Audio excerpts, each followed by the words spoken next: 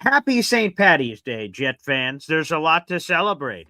A Justin Fields trade yesterday. Some new Garrett Wilson news. All of that and more. Boy Green Daily starts now. I'm going to lose my gosh darn bananas. Boy Green Daily starts now. Zoinks! Boy Green Daily, Boy Green Daily, Boy Green Daily. Let's go!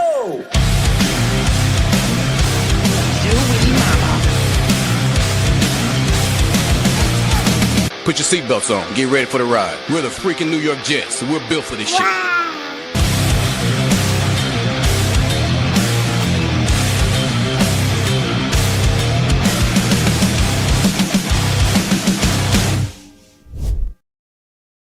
What's going on, everybody? I'm Paul Eston Jr., a.k.a. Boy Green. I'm the New York Jets digital reporter for Heavy.com. Welcome to Boy Green Daily. This is a daily New York Jets video show, also available wherever you get your podcast. If you're coming on in on YouTube, hit that like button. Hit subscribe, baby, as we chase 8,500 subscribers. We're only 18 away from 8,500 subscribers, so help us join the army. We've got a lot to get to. Let's get into it immediately. The Garrett Wilson news.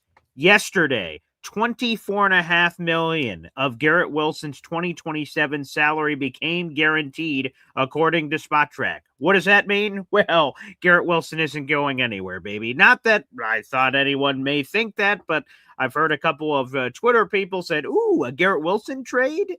No, thank you. Not interested. Don't bring it up ever again. No, Garrett Wilson isn't going anywhere. He is untouchable, so stay away, people. And a large chunk of his salary just became guaranteed next year. Of course, the Jets last offseason made Garrett Wilson the highest paid player in franchise history. He signed a 4-year deal for $130 million. That will keep him with the Jets for at least the 2030 season and hopefully much longer than that. His $32.5 million per year makes him a top 5 highest paid wide receiver in football. He is 5th on that list. And folks, I just want to remind you, because last season, Garrett Wilson dealt with some adversity. This is a guy that had never missed a game through the first 3 years of his career. He had appeared in 51 out of 51 possible games. Last season, of course, he missed 10 games. Those are the first 10 missed games of his professional career. And I think a lot of us out in the audience took his availability for granted. Just said, wow, this guy's always available. And last year is a harsh reminder that tomorrow is not promised and anything can happen injury-wise. So you always have to count your P's and Q's here. Garrett Wilson, through the first 3 years of his career, was one of only 5 players in NFL history to record at least 80 catches and at least 1,000 receiving yards. Here is that elite group: Odell Beckham Jr., Justin Jefferson, Michael Thomas, Jamar Chase, and Garrett Wilson. That's the list. Those are the 5 that were that had done that. And last year, Garrett Wilson was heading into year number 4, and he was on pace for a career year despite Justin Fields, who we'll get to in a little bit with that trade. Through the first 5 games of last season, Garrett Wilson had 48 targets, 33 receptions, 382 receiving yards, and 4 touchdowns. Now, it's not always fair to do this because it was a blistering start, but if you extrapolate those numbers over a 17-game season, Garrett Wilson last year would have finished with 163 targets, 1,299 receiving yards, 112 catches, and 14 touchdowns. That would have either broken longstanding Jet records or that would have threatened Jets records. Only 2 players in Jets history have had over 100 receptions in a single season. There was Brandon Marshall in 2015 and Garrett Wilson, who did it in 2024. That's a list. Only 2 players in Jets history have ever done that.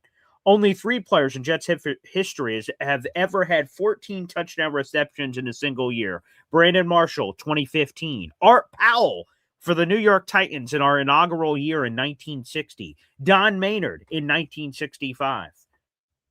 Those are only 3 players that have done it.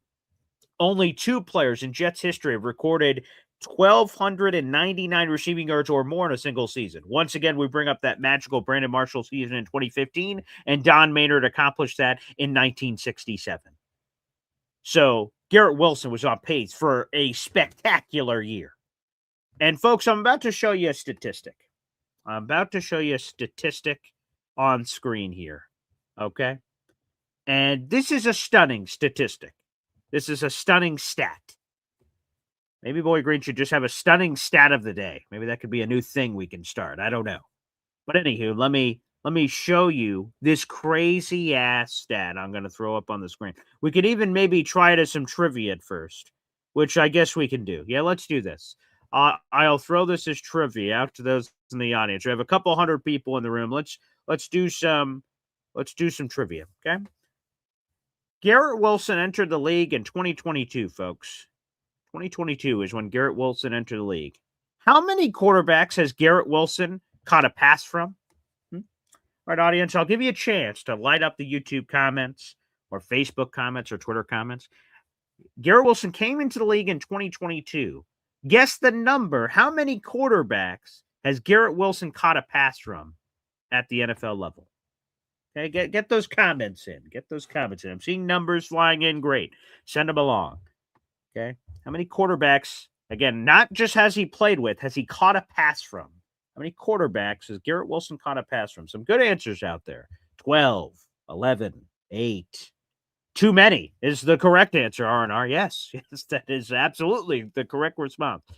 All right. Some good answers in here. Good answers. Okay. The answer to the question, I don't believe anyone got it right. 12, 8, 11, 12, 14. You guys did not get it right, but I'll give you another chance here. Okay. The number is 9. 9 quarterbacks. Garrett Wilson has caught a pass from since entering the league in 2022 from a Jets quarterback. Can you name them out in the audience? Can you name the 9 quarterbacks that Garrett Wilson has caught a pass from at the NFL level? Let's hit the trivia music.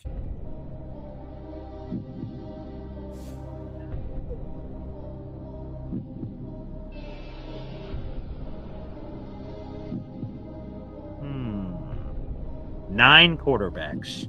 Who is it out there in the audience? Do you know? Chris, YouTube won't allow enough characters to respond. That's hilarious.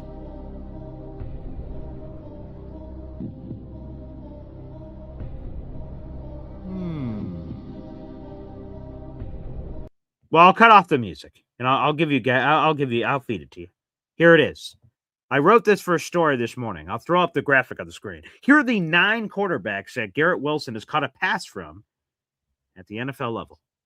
In no particular order. Zach Wilson, Joe Flacco, Mike White, Trevor Siemian, Tim Boyle, Chris Streveler, Aaron Rodgers, Justin Fields, and Tyrod Taylor. Those are the quarterbacks he's caught a pass from, which means that this jersey behind me, Geno Smith, is set to be the 10th different quarterback since Garrett Wilson has come into the league that he's caught a pass from. That is it. Again, one more time, here are the quarterbacks. Zach Wilson, Joe Flacco, Mike White, Trevor Siemian, Tim Boyle, Chris Streveler, Aaron Rodgers, Justin Fields, Tyrod Taylor. That is the list. That is the list, folks. Geno Smith is about to become QB number 10 on the list. And I'm about to explain why that may be good news for Garrett Wilson, actually. I see we got a super chat coming in from Jake Asman, baby. Let's go. Every time we get a super chat, we hear from my daughter, Zariah Luna. Wow. Accurate and happy St. Patrick's Day, Jake Asman. Boy Green in the morning on a Tuesday in March, folks. Yes, can confirm. It is me.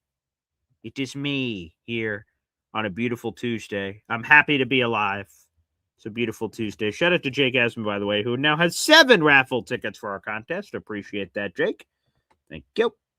Thank you. You now tie with MFC in the top 5 of our leaderboard. So appreciate that. Thank you, Jake Asman.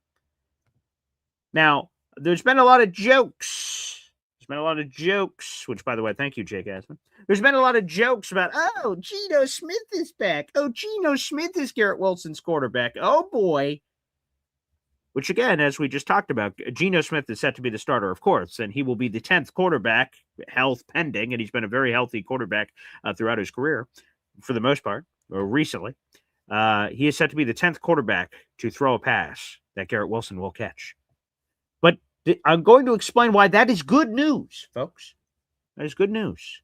We reference my column. I have a column in the YouTube description down below. Yes, Josh Johnson predated Garrett Wilson. predated. That was, I believe, was that 2021 was Josh Johnson, if I remember correctly. So yeah, that was before Garrett Wilson. So no Josh Johnson on the list. Yes, no Josh Johnson on the list. Hep, didn't Geno throw for over 4,000 yards a couple of times? Oh, yes, he did. Yes, as a matter of fact, he did. So the raw Geno Smith numbers are numbers that you could highlight. Yes. Hep says, wow, Strevler, that's a name from the past. Yeah, that's a name we're all, we're going to tailgate it up and say, hey, do you remember the Mike White era? Mike effing White. Do you remember Chris Strevler? Do you remember Brady Cook, for God's sakes? Now, of course, Garrett Wilson did not catch a pass from Brady Cook. That era happened later in the season. He did get some from Tyrod Taylor because Tyrod had to step in place of Justin Fields when he got hurt week 3. So Tyrod gets splashed on the list, of course, as well. And also he's had other opportunities where he's sprinkled in as well. But here's why it's good news, folks. I looked into the numbers. And here's why it's good news. That, yes, to Hep's point, Geno Smith himself has had great success statistically speaking, but the wide receivers in his offense have also ate. Now, I'm going to throw out last season. It was an unmitigated disaster, so I'm not going to count that season. I mean, like, we're going to count it like it was bad, but I'm not counting it for my exercise I'm about to do. So I'm throwing 2025 in the trash, and I'm sure Geno Smith is too. But from 2022 to 2024, Geno Smith was a full-time starter in the NFL all of those seasons with the Seattle Seahawks. And I looked into the numbers, and we're going to break it down year by year. Here are the top receivers in those offenses that worked with Geno Smith in each of those seasons. And the reason I'm highlighting this is to show you that a receiver, a number one receiver in a Geno Smith offense, can be very good news for that receiver.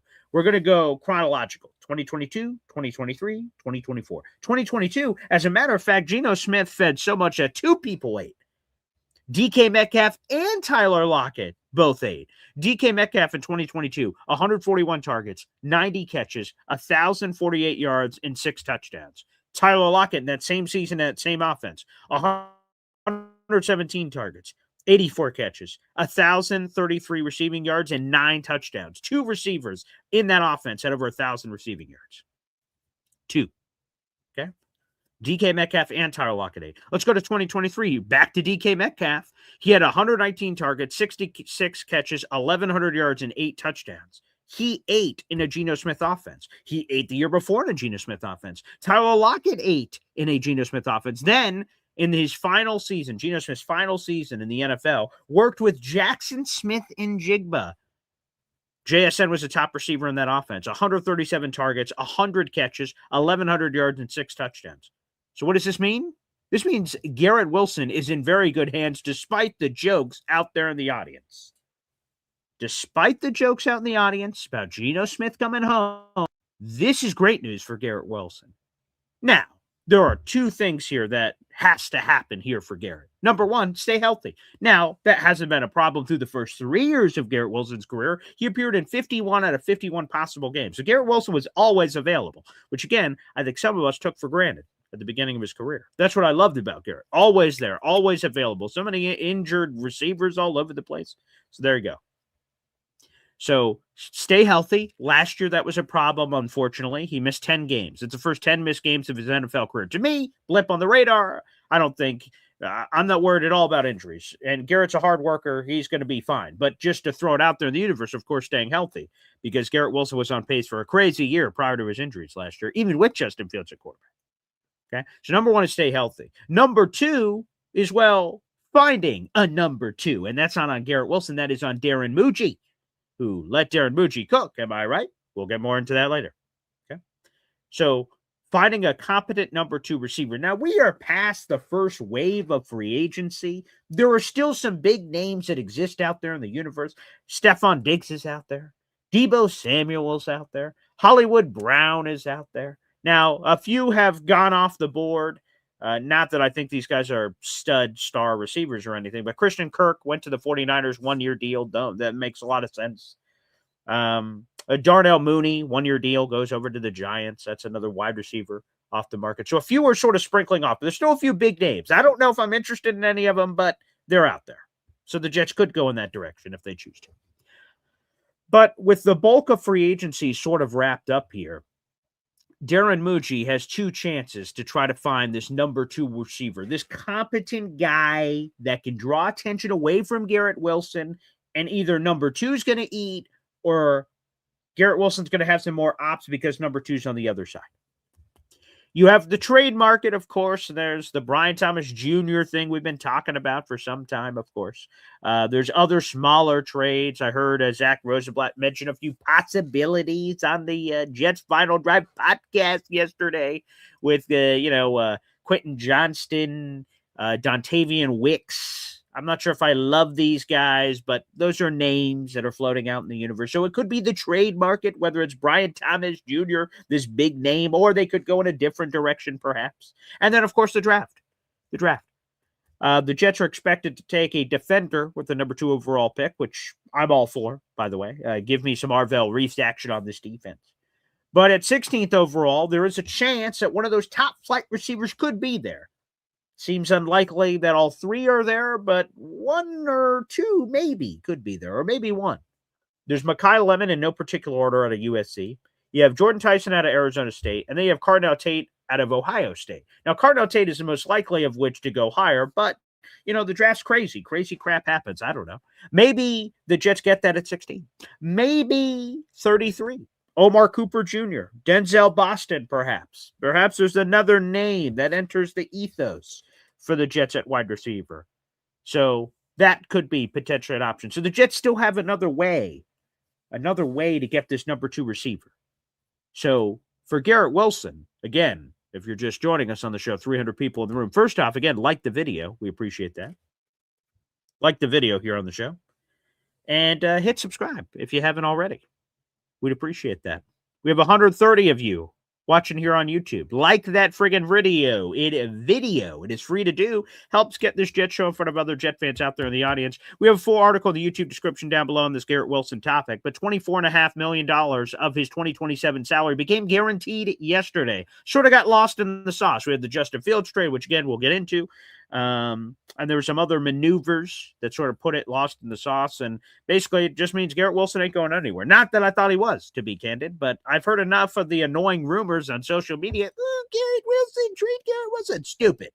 Absolutely nonsense.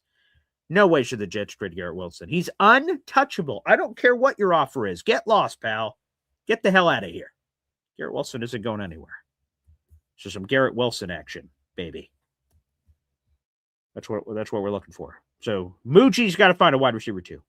Draw some attention away. Maybe a tight end, I guess. Heard some Kenyon Sadiq conversation yesterday, I guess. I'd probably prefer the receiver, but it's neither here nor there.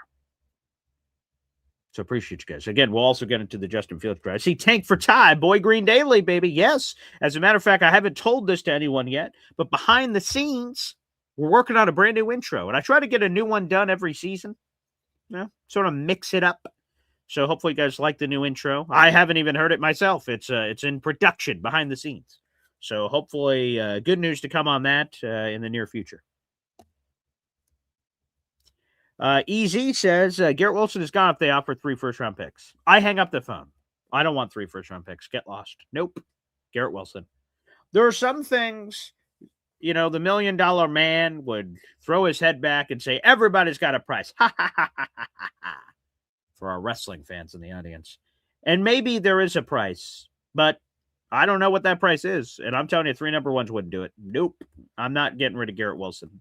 He is untouchable. And not only because, some people would say, well, what about Sauce Gardner, Paul? He got traded, right?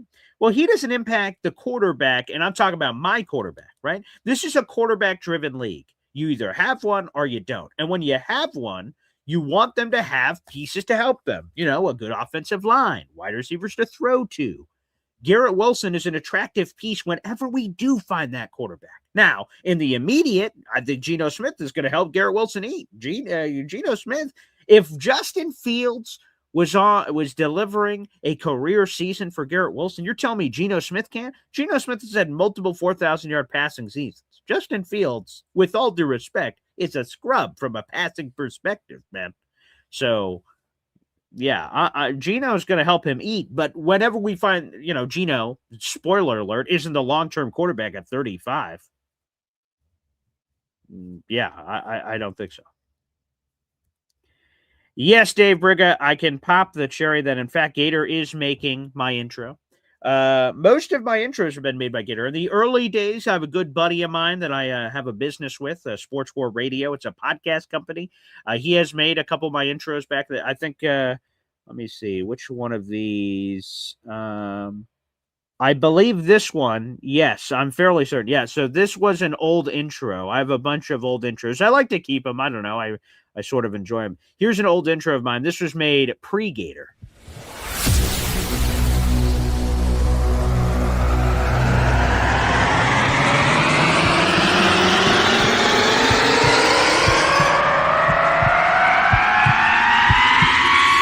Zoinks! It is unequivocally the Super Bowl for New York Jet fans. Field Yates, baby. Field gosh darn Yates. Let's bring him on the show. Come on, people. Connor Rogers is joining the show. What's up, Connor? But Trevor gosh darn Sycamore, baby, for me, personally, my favorite New York Jet of all time. Wow, it's great to be on. What an intro that was right there. Paul, nobody does an intro like you, man. Paul, you give the best intro of literally any podcast that I've ever been. I'm gonna lose my gosh darn bananas.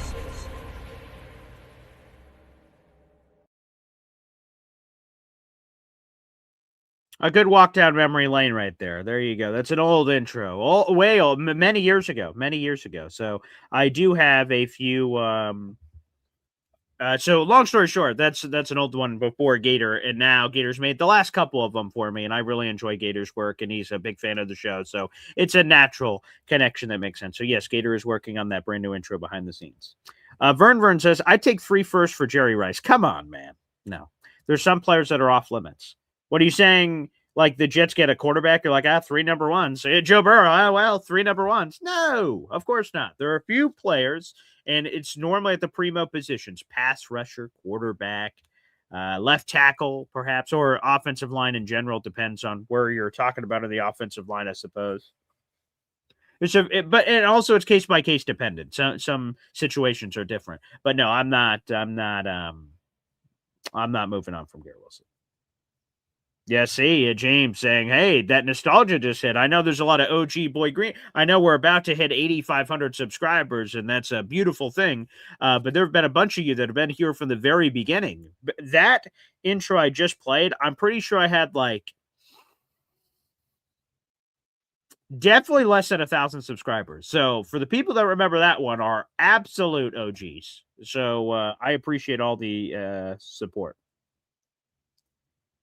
Hey, that's cool. Terrence Hill says, that's the intro that got me watching the show. Zoinks! See? And it is, again, another shout out. I got invited. It's one of the coolest. I'm going to have to get, again, I have to do it. It's on my list of things to do. But I got invited to the Jets facilities to do that documentary, One Jets Drive. We'll probably do some sort of an espresso club where I try to tell you guys, we can watch it, pause it, and tell all kinds of stories. I'll probably have to do that for a future Special Club episode where we watch the Twitter Die Hard documentary. It's 20 minutes, and we sort of walk through it, and people ask questions and all that sort of stuff. But I'm going to get, they made these, movie poster things with all the people.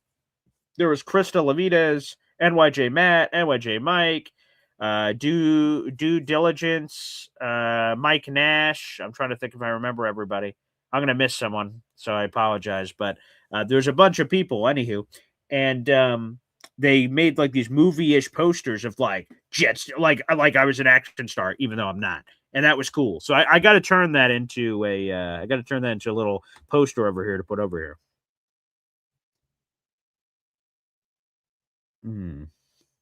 Yeah, some good stuff. God, is some of you guys saying you're just so willing to move Garrett Wilson for 3 number ones? You guys are crazy.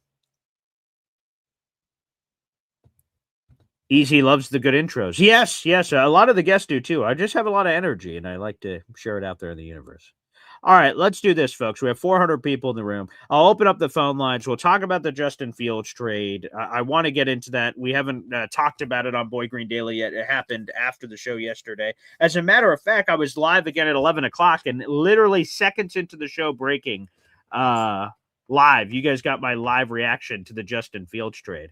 But we'll talk about it in more depth. We can also, we'll see if we get to this on the show today or that's a thing for tomorrow. We'll go over the newfound cap space for the Jets in a general sense, sort of where they stand after free agency. What's their draft pick situation in 2026? What's their draft pick situation in 2027? I wrote a column about that yesterday. So we'll see if we could get into that today too. If not, we'll save that for the show tomorrow. But let's do this. Let's play another video package, baby. And then I'll answer more of your questions and everything else that's in the chat here on a beautiful Tuesday. Happy St. Patty's Day to everyone out there in the audience. Again, like the video, hit subscribe. We'll go to the phone lines early here on the show. 1, 2, 3. Whoa! Boy Green, fucking daily, fucking daily, fucking daily. Talking Jets football, man. Boy Green daily, fucking daily, fucking daily. The New York Jets Football Club. Offense, defense, special teams, watch Jets football with Boy Green. Everyone, J-E-T-S, Jets. Boy Green, fucking daily, fucking daily, fucking daily. Talking Jets football, man. Boy Green, fucking daily, fucking daily, fucking daily.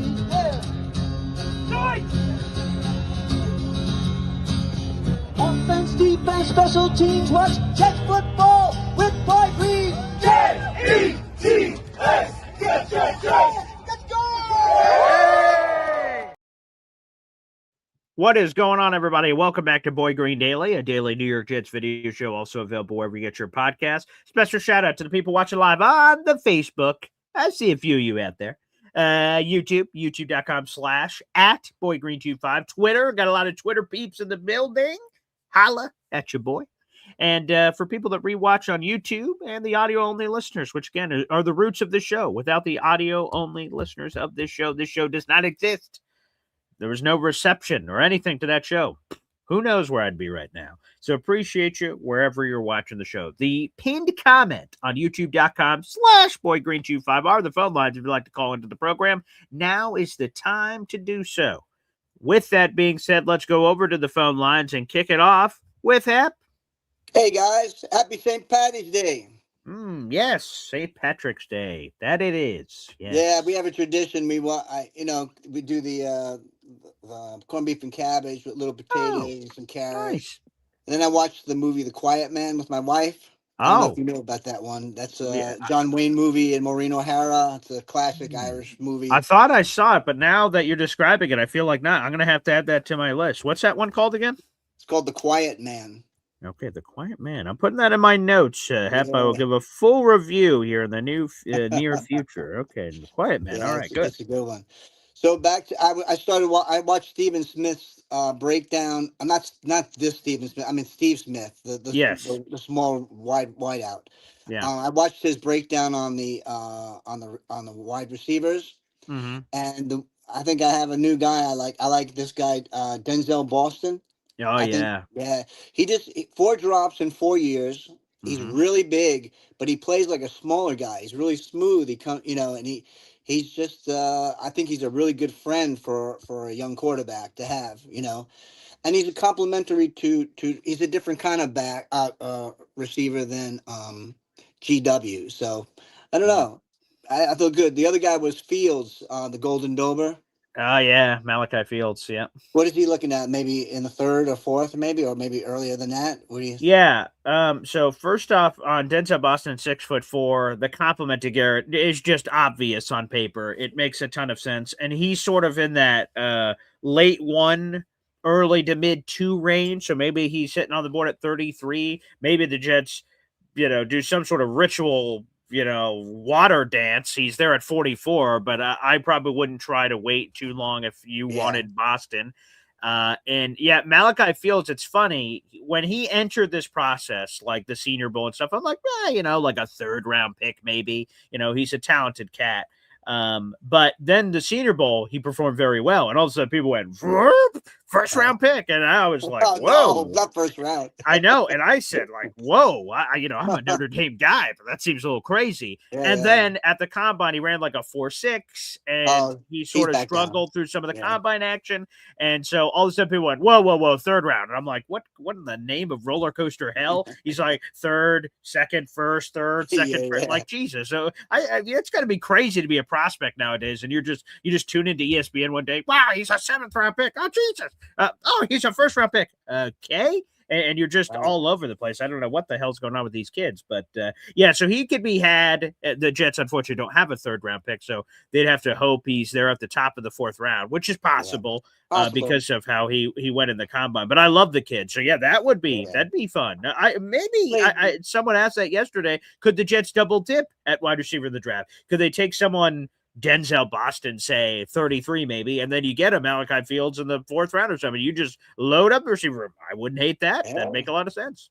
Yeah. All right, we'll see what happens. Anyway, thanks, guys. Appreciate it. There he is, Hep. Going to be watching again The Quiet Man. Okay, all right. My fiance, what's that Irish movie? Or something, or a St. Patrick's Day movie. I don't know. The name escapes me now. I'll try to see if it hits me randomly later. She watches that movie every year, but I can't remember for the life of me, whatever it is. But great call out there from Hep. Yeah. Apparently Steve Smith is catching some heat because on that show, he said he loved Jordan Tyson's workout at the combine, and people said Jordan Tyson didn't work out at the combine. So Steve Smith is catching some flack. I just saw that on social media before I jumped on the show. So apparently he's catching some heat. But I will say this. Steve Smith is one of my favorite receivers that I've seen play in the NFL. Fellow vertically challenged guy, although I suffer greater from the disease. And, he was feisty and fiery. And, I just loved the physical, despite his size, but the physicality he brought to the position. He brought this anger, this it factor, this juice to the field. Ice up, son. Like, man, Steve Smith, very special player. And it's cool because obviously he's forgotten more wide receiver ball than most of us will ever know. So massive respect to Steve Smith. Very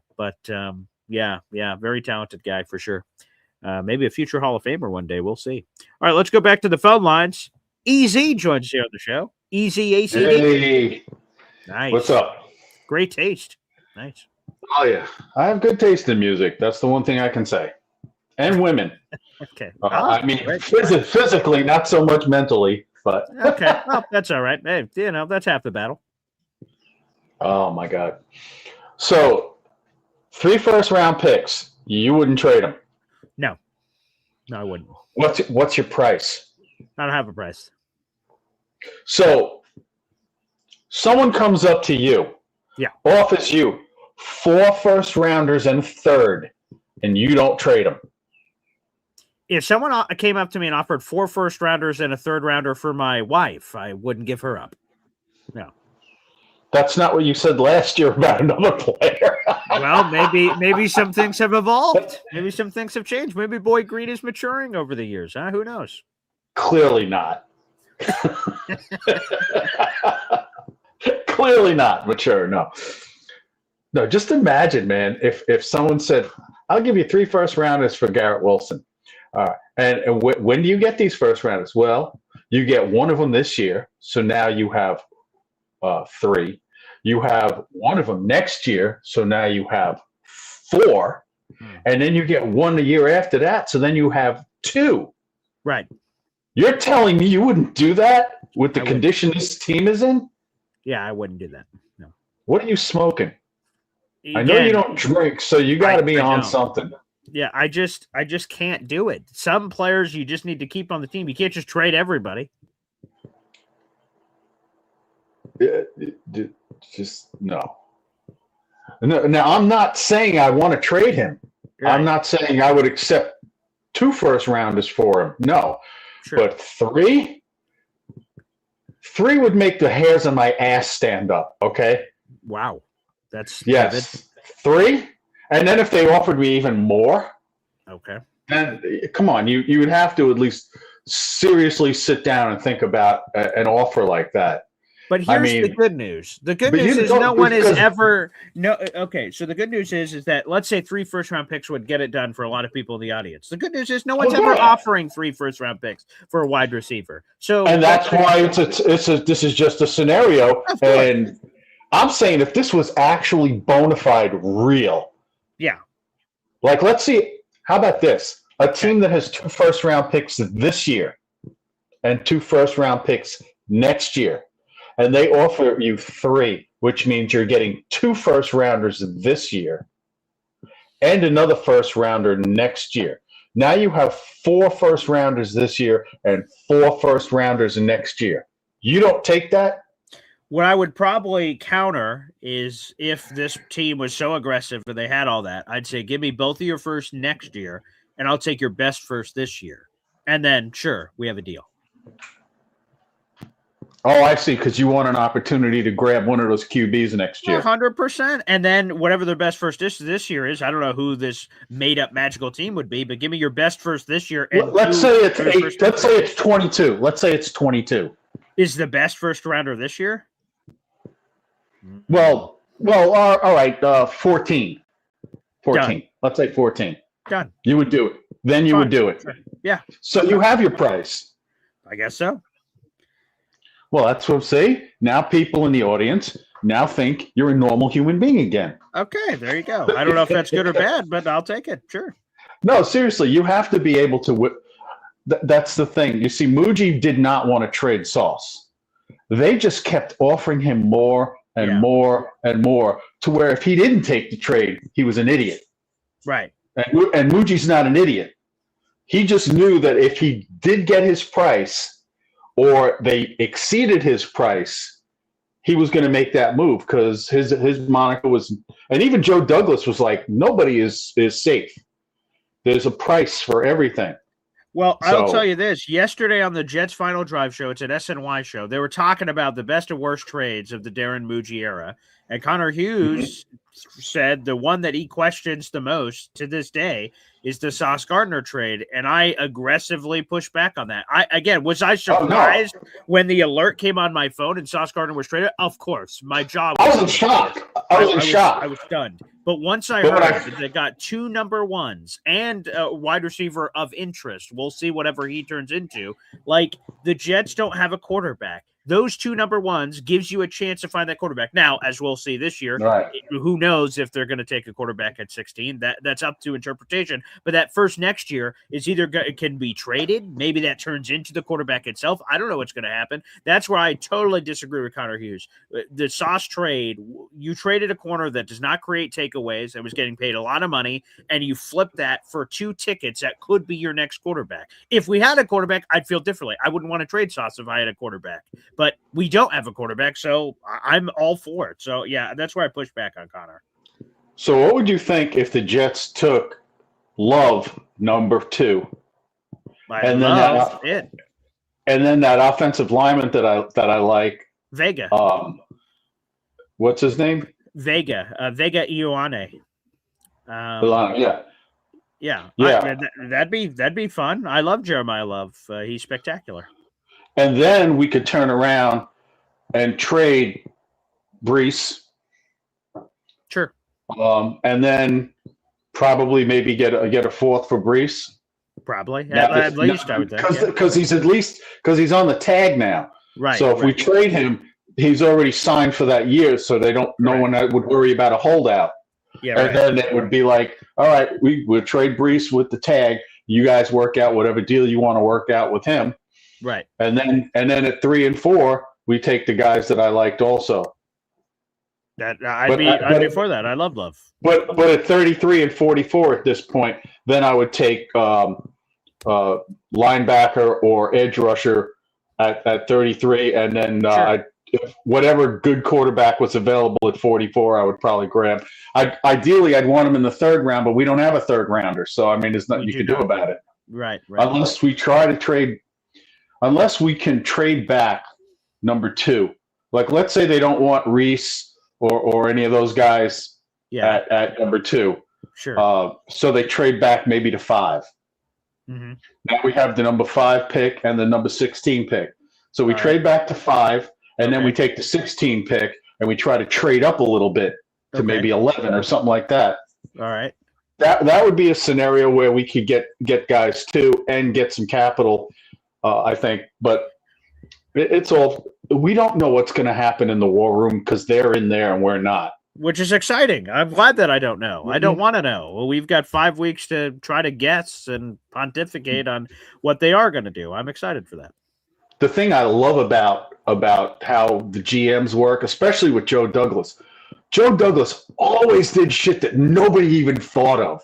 He would always pull that, and he was good at pulling the rabbit out of the hat and be like, holy shit, I didn't even realize that guy was available, or I didn't see that coming. He did some, I think what really killed Joe was the JFM's trade. Of course, I agree. That was, I think, the biggest mistake. You could overlook Zach Wilson, I think, a little bit because everybody's mother's son thought that this kid was going to be good. Sure, but he still got it wrong. So I don't know if I overlooked that one, but I hear what you're saying. I'm just saying everybody in that draft would have taken him though. That's the thing. No, I agree. Right. That's not I hate the bullshit where people say, oh, Zach Wilson, the 49ers or Eagles wouldn't have done that stupid. They 100%. No, they would have granted. I agree. Instantly. 100%. Yes. Because his tape on that one season, he was phenomenal that one year. Right.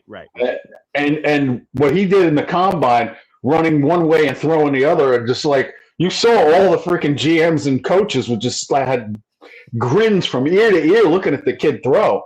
Mm-hmm. But then again, like you say, it was the pajama practice, they're running around in their shorts with no pads on. But pro day time, yep. Mm-hmm. But everyone thought this kid was going to be good. Yeah, and I still think if Coach Greg Knapp did not get killed, I think he would have evolved better. Maybe not become great, but I think it would. I think that whole thing it was just like someone took a pin and just popped the tire and just went. Probably whatever chance, and again, I talked about this with Rich a month ago or something when I said, unfortunately, Napper's passing away, and he's like, that's sad, but like, let's be honest, I don't know if anyone would have been able to save Zach Wilson, and I'm like, you're probably right, but any chance he would have had, I think, went up in smoke there. Unfortunately, well, I think it was the timing. I think it was because he just literally didn't even get a chance to coach the kid, right? And I think outside of OTAs, right? And I think I might have scared Zach Wilson too. I don't think anyone's ever asked Zach Wilson, so what were your feelings when you heard Coach Knapp died? Yeah, I don't know. I can't remember. Because I don't think anyone wanted to ask him that because it was inappropriate because the wound was still gaping and gushing blood and all that. I mean, it's just an open wound for the Jets. But that was probably one of the worst things that happened to this team in the past 10 years. Because that guy was a bona fide, proven quarterback whisperer. Yeah. And forget the rest of this stuff. I'm saying God bless to his family. God rest his soul. It was a terrible thing. But I think that was one of the biggest things that happened to the Jets to start that big spiral with the Zach Wilson era, unfortunately. Yeah. Anyway, I wonder what other people think of that because, sometimes there are things that happen in life that just make you get off the highway and go down a road not planned to travel, and then sometimes it can be a really bumpy road. So that's my feeling on it. Of course. It just sucks being a Jets fan. Sometimes. Yeah, we've had some sort of unbelievable stuff happen to us, so there's no question about it. But I think Geno's going to have a good year. That's the bottom line. I do too. I think he's going to have a very good year, and I think this new defense and this new mindset and what they're trying to do. I think Aaron Glenn just said, screw it. I tried doing it somebody else's way last year and it blew up in my face, and now I'm going to do it my way. I respect that. And he's like, look, I'm going to live by this sword or I'm going to die by this sword, but it's going to be my sword. Respect. Not somebody else's, I'm not going to die by Steve's defense. I'll die. If it's my defense and I die, then it's my fault. So we'll see. Also, I really want that offensive lineman at number 16. Vega. I really do. I Let's want speak him. it into existence, Easy. And I know There you go. Josh. I know Jake Asman said that it's too much. This how many first rounders can you have? I don't give a shit. How many first rounders did we have on the D brick for offensive line? On the what word? Wait, what did you just say? On the DeBrickashaw Ferguson offensive line. Brick. How many first rounders? Yeah. I mean, they were all studs. He was like, well, you don't have to have every stud. Yeah, you fucking do. You do. You want to have that Dallas front line when they had Emmitt Smith. Yeah. Where they were unfucking stoppable. You couldn't pass rush them. You couldn't they would blow holes open and you couldn't get to the quarterback then. Yeah. I mean, they were great. That offensive line might have been one of the best in history. That Dallas Cowboy offensive line with Jimmy Johnson. Yeah. So let's see if we can bring Vega and make Vega happen, Easy. I hope we can make Vega happen for you. Here you go. Let's, every time I play this, an angel gets her wings and an Easy, prediction may become a reality.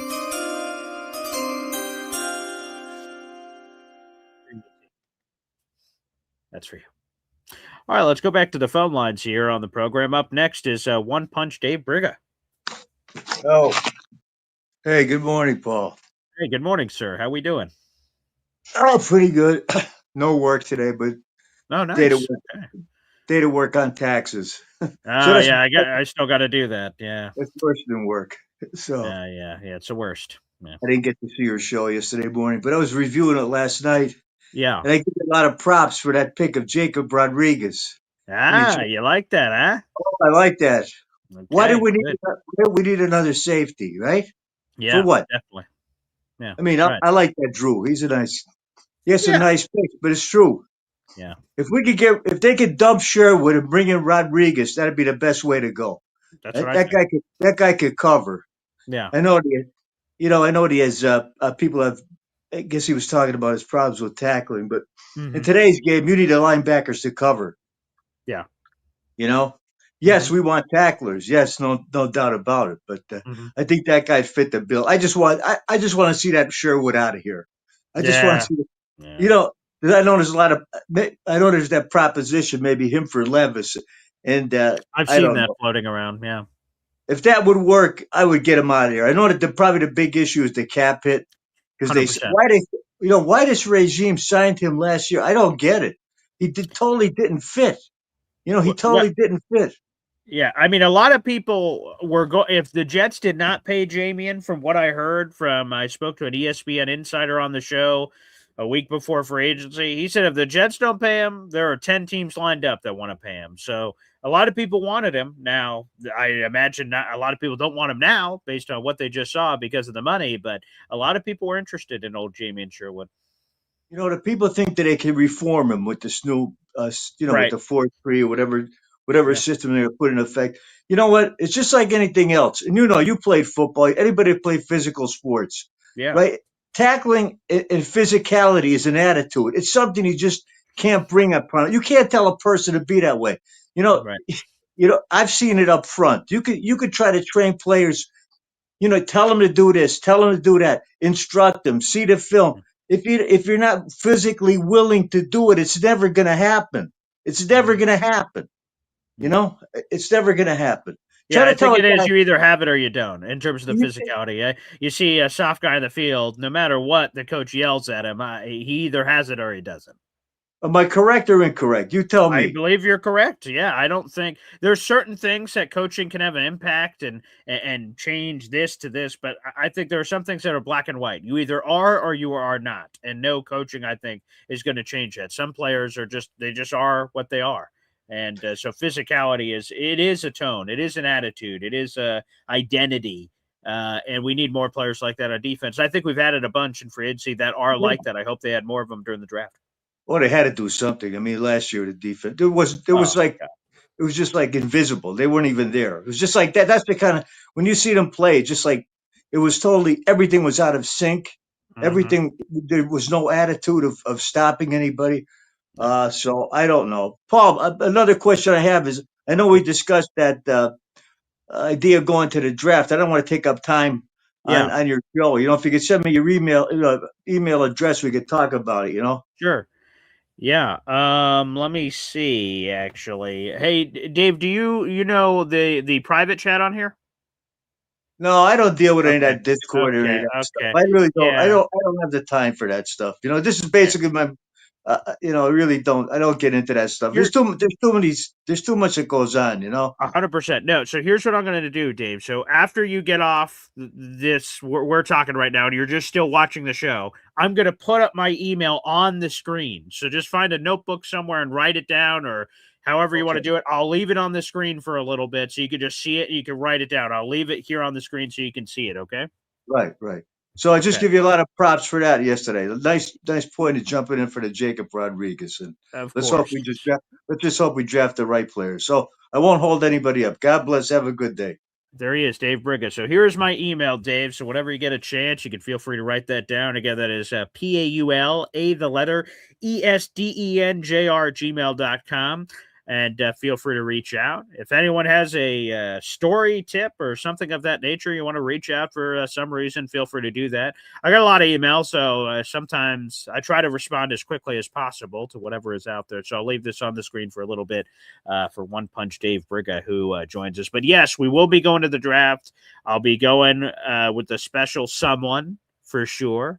Lou B is going to be there. The B Sprinter is going to be there. It's going to be an absolute hoot. I can't say this enough. I'm sure I'll get even more emotional, for lack of a better word, when we get closer to the draft. But I've been a draft fan my entire life. To even think about possibly, I am going, but like to think about it in this moment that I'm actually going to be at the draft and Goodell's going to be hundreds of feet away, ripping into the podium. The Jets have selected this guy. The Jets have selected this guy. The Jets have traded up for this. The Jets have traded down for that. I'm just going to lose it. It's going to be an out of body experience. I'm just going to have to take a second, get away from everybody, and just sit there for a second and go, holy freaking crap. I'm at the draft right now. Like, this is one of the things that I've dreamed of my entire life. And that is going to be, just even thinking about it right now gets me emotional thinking about it. It's going to be a once in a lifetime kind of experience. So again, big shout out to Lou B and a big shout out to this next guy that's popping up right here on the show. That is the one and only Johnny Boy. Without Johnny Boy, I would not be going. So Johnny Boy, this is going to be pretty special, man. Hell yeah, I can't wait, man. Hey, dude, I didn't do nothing, bro. This is all it's all meant to happen, man. So we'll get there. We'll have fun. I just want to be able to enjoy it. That's all. At the end of the day, it's all that matters, man. And just being around other Jet fans and hopefully this draft is the first signs of things to change for this organization. That we can hope. Yeah, that Aaron Glenn has said that he wants to have and build a team that the fan base is proud of. So. I hope that happens, man. And to be there, dude, I've never done it either. I've never been to a draft. I've never, I've always had the opportunities to go to, but I was always like, nah, I'd just rather be at the crib. Sure. Do it there and be with, like with my pops watching it. Yeah, right. Yeah. Boys and everything. Or the wifey even, right? But yeah. I mean, it is what it is. It'll be a good time. So I'm hyped, man. I'm excited. So like I said again, man, Boy Green Daily Coffee Club members. If you guys see a random dude in the back where his hair is completely like out and everything in the morning and walking around with nothing on, just keep hitting the like and hitting the sub button. That's all we ask for. So 100%. I'm just kidding. But hey, I came on really quickly. Happy St. Patty's Day to everybody. Yep. Major shout out to the Cloverleaf Tavern. If you guys are up in Caldwell, New Jersey, and go and check out and Chef Kev. Chef Kev is, he's cooking it up over there today. To do the menu that he's putting out at Cloverleaf Tavern it's insane. If you guys have ever been to it, the food is A1. Spectacular. Day, every day. But I wanted to ask you. Yes, sir. I wanted to comment on the Sherwood stuff, right? Oh, yeah. I think Sherwood has talent, right? Like, would I be upset if we were able to get rid of him and, get a third, would you do it? And hopefully they take because the biggest issue is the salary, right? Right. The salary. Would you be cool with that? Yeah, of course I would. I just don't think he was a Mike, right? I think that was the biggest issue for me, right? And being the actual brains of that actual room. Your thoughts? Yeah, to me, I think, again, if they trade him, which is totally still on the table over the next couple of months, that it could happen. Absolutely. It's possible. And if it does, then so be it. But if it doesn't happen, and there's a chance it doesn't, he's still on the team right now, I'm sort of interested to see what's the next phase of Jamien Sherwood, because I feel like if we just ship him off, and, Dave Rigger was talking about that a few minutes ago, like, we don't know if that was more so Steve Wilks or Sherwood. And Sherwood, with Demario Davis coming in, he's taking the green dot on the back of the helmet. Demario Davis is going to be the Mike. Jamien Sherwood is now going to be one of, and we'll see schematically what exactly where he's going to play in the other linebacker hole. But maybe there's a world where Jamien Sherwood is a lot more free. Again, I told you guys this I haven't spoken to Jamien Sherwood one-on-one before. I've seen him in the locker room before, but I haven't spoken to him. But from interviews I've heard of other people doing it, he has admitted that he's not an extroverted person. He does not like being the leader. He does not like screaming things. He likes being more in the background. And in this new defense and new role, Demario is Mike, and he is the most vocal guy of all time. And maybe Jamien sliding to another linebacker position where he's just free-flowing, not thinking. Maybe we get back to the Jamien Sherwood we saw not in 2025, but 2024.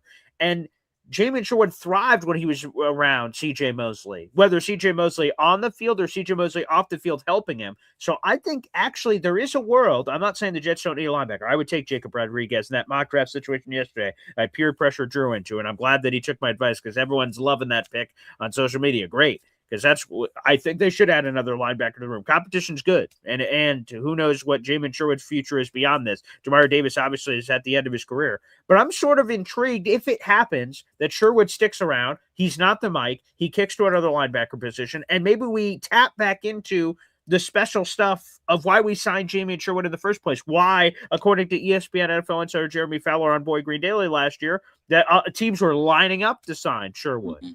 And maybe we can still tap into some of that. So I maybe that's just me being glass half full here, but I think there is still a world where Jamien sticks around and we get some of it. I don't know if he ever lives up to the $45 million contract of being a top 5 highest paid linebacker in football. To be candid, the chance of him ever living up to that are probably low, but who cares? The money is the money. The hay is in the barn. That doesn't matter anymore. It's almost like when you get drafted and you're a first round pick. Once you're in the league, you're in the league. It's like, let's go. So I think there is a world where Jamien can still sort of turn into something here with the Jets. I do. 100%. And the other thing, too, in the draft, man, there's a lot of other linebackers that are there. Yeah. I mean, dude, I love Jacob Rodriguez from Texas Tech. Mm-hmm. Like, that dude he's another leader. You can see it, right, with him. But I want 2 linebackers, I think, man. And I think that's why it's kind of swaying me more with on the Sonny Styles at 2. Like, I like Reese as well, but it changes for me, bro, every single day. One day I'm like, damn, man, I think I really would want Reese at that position. But then I'm like, but dude, Sonny Styles, bro, and what he has. Yeah. But then I'm like, yo, Reese's age, right? He's only 20, Yeah. But then I get hit with the Bane, and I'm like, damn, but Ruben Bane, bro, monster. It just continues to keep changing. So I say all of that. They just got to get it right. At the end of the day, 100%. The New York Jets to get it right. And whatever name comes in, and with the second pick of the 2026 NFL draft, the New York Jets select insert name. We're going to go bonkers, bro. Oh, my God. Be insane, and I can't wait. But I wanted to touch on the Garrett Wilson, the $24.5 million guaranteed. Yes, sir. Yes, sir. Them coming out and putting it out there and everything. Do you think that was a move to essentially kind of put it out there that, he is our man for the future? He is our number 1 wide receiver, number 1, because there's been a lot of noise that, Garrett Wilson is not a true one. He's not this, he's not that, et cetera, et cetera. And just to kind of like, break some of that noise itself and to essentially champion him as the number one receiver in our organization itself. And we think that in the league, and with Geno Smith, that's going to potentially go up more because the production that he's done with all of those names that you say, bro, I threw up when you were saying all of those names, bro. It was bad, dude, you know? Yeah, and not good. I mean, look at these names. I mean, I still have it here. It's off camera. Let me get this up. Unfortunately, get your barf bags ready. But yeah, here are all the quarterbacks that Garrett Wilson, has caught a pass from. Zach Wilson, Joe Flacco, Mike White, Trevor Siemian, Tim Boyle, Chris Trevor, Aaron Rodgers, Justin Fields, Tyrod Taylor, and Geno will be the 10th. He is, outside of barring something unforeseen, he is going to be the starting quarterback, of course, week 1. And Garrett will probably catch a pass on the first drive, and then Geno will be the 10th quarterback that Garrett Wilson, all the G's, that Garrett Wilson will catch a pass from. Yep. With all of those quarterbacks there, where do you rank like Geno Smith? Would you? I mean, I would probably rank him 2, right? Because I mean, right. Of course, yeah, Rodgers would have to be 1. Yeah, until proven other. Like, Geno has had some really good years, like even better years than Aaron had with the Jets, but we need to see it here. So, like, Aaron, for everything we want to say, his numbers are all top 5 in single-season Jets franchise history in 2024. So, right, if I looked at this list, I easily put Geno number 2 based on his credentials. But if he has the season we all think he can, if he has 4,300 yards, that's going to be the – think about that. If he just has the season he had for Seattle a couple years ago, which, by the way, Geno had some strong words in his press conference stuff. We haven't gotten a chance to get back into it because there's just been so much news, but I'm sure I'll dive back into it. Like, Geno says he's going to be better than the quarterback Seattle had. And if that's true, holy bleep, we're going to have perhaps which is going to be crazy to say, but like, Geno has a chance to have the best single season we've ever seen from a quarterback because his completion percentage is going to shatter any single season record if he stays on pace of what he is. If he has over 4,000 yards, he'd be only the second quarterback to ever do that, and maybe he'll be first all time because Joe Namath barely got over 4,000. So Geno has consistently gotten over 4,000 before. So that could be there. And then we'll see on touchdowns. Touchdowns are crazy. Geno's only had that 1 year we had 30 touchdown passes, the most we've ever had of Ryan Fitzpatrick with 31. So Geno has a chance to be number 1 on this list at the end of the year, but we have to see. But no, right now, easily number 2 for sure. Exactly. And I think the Jets put this out there to kind of show maybe the other receivers that are in the room, like, hey man, if you do what you don't start making all this crazy sounds in the back and saying you're unhappy or whatever, and all that, you're going to get paid. Do the job and you'll get paid. And maybe it intrigues other receivers that are out there. I mean, it's not nice right now. I think the top receiver that's still out in free agency is probably Jennings. Yeah, Juwan Jennings. Yeah, that's a name I didn't mention earlier. I keep forgetting him when I talk about all the big names of Stephon Diggs, Deebo Samuel, Hollywood Brown. Juwan Jennings is probably the biggest name that's still out there. We'll see what happens. Just to quickly clarify this, I do think when the Jets paid Garrett Wilson last year, they sent that message, and it's a resounding message like, hey, man, you do work here, you're going to get paid.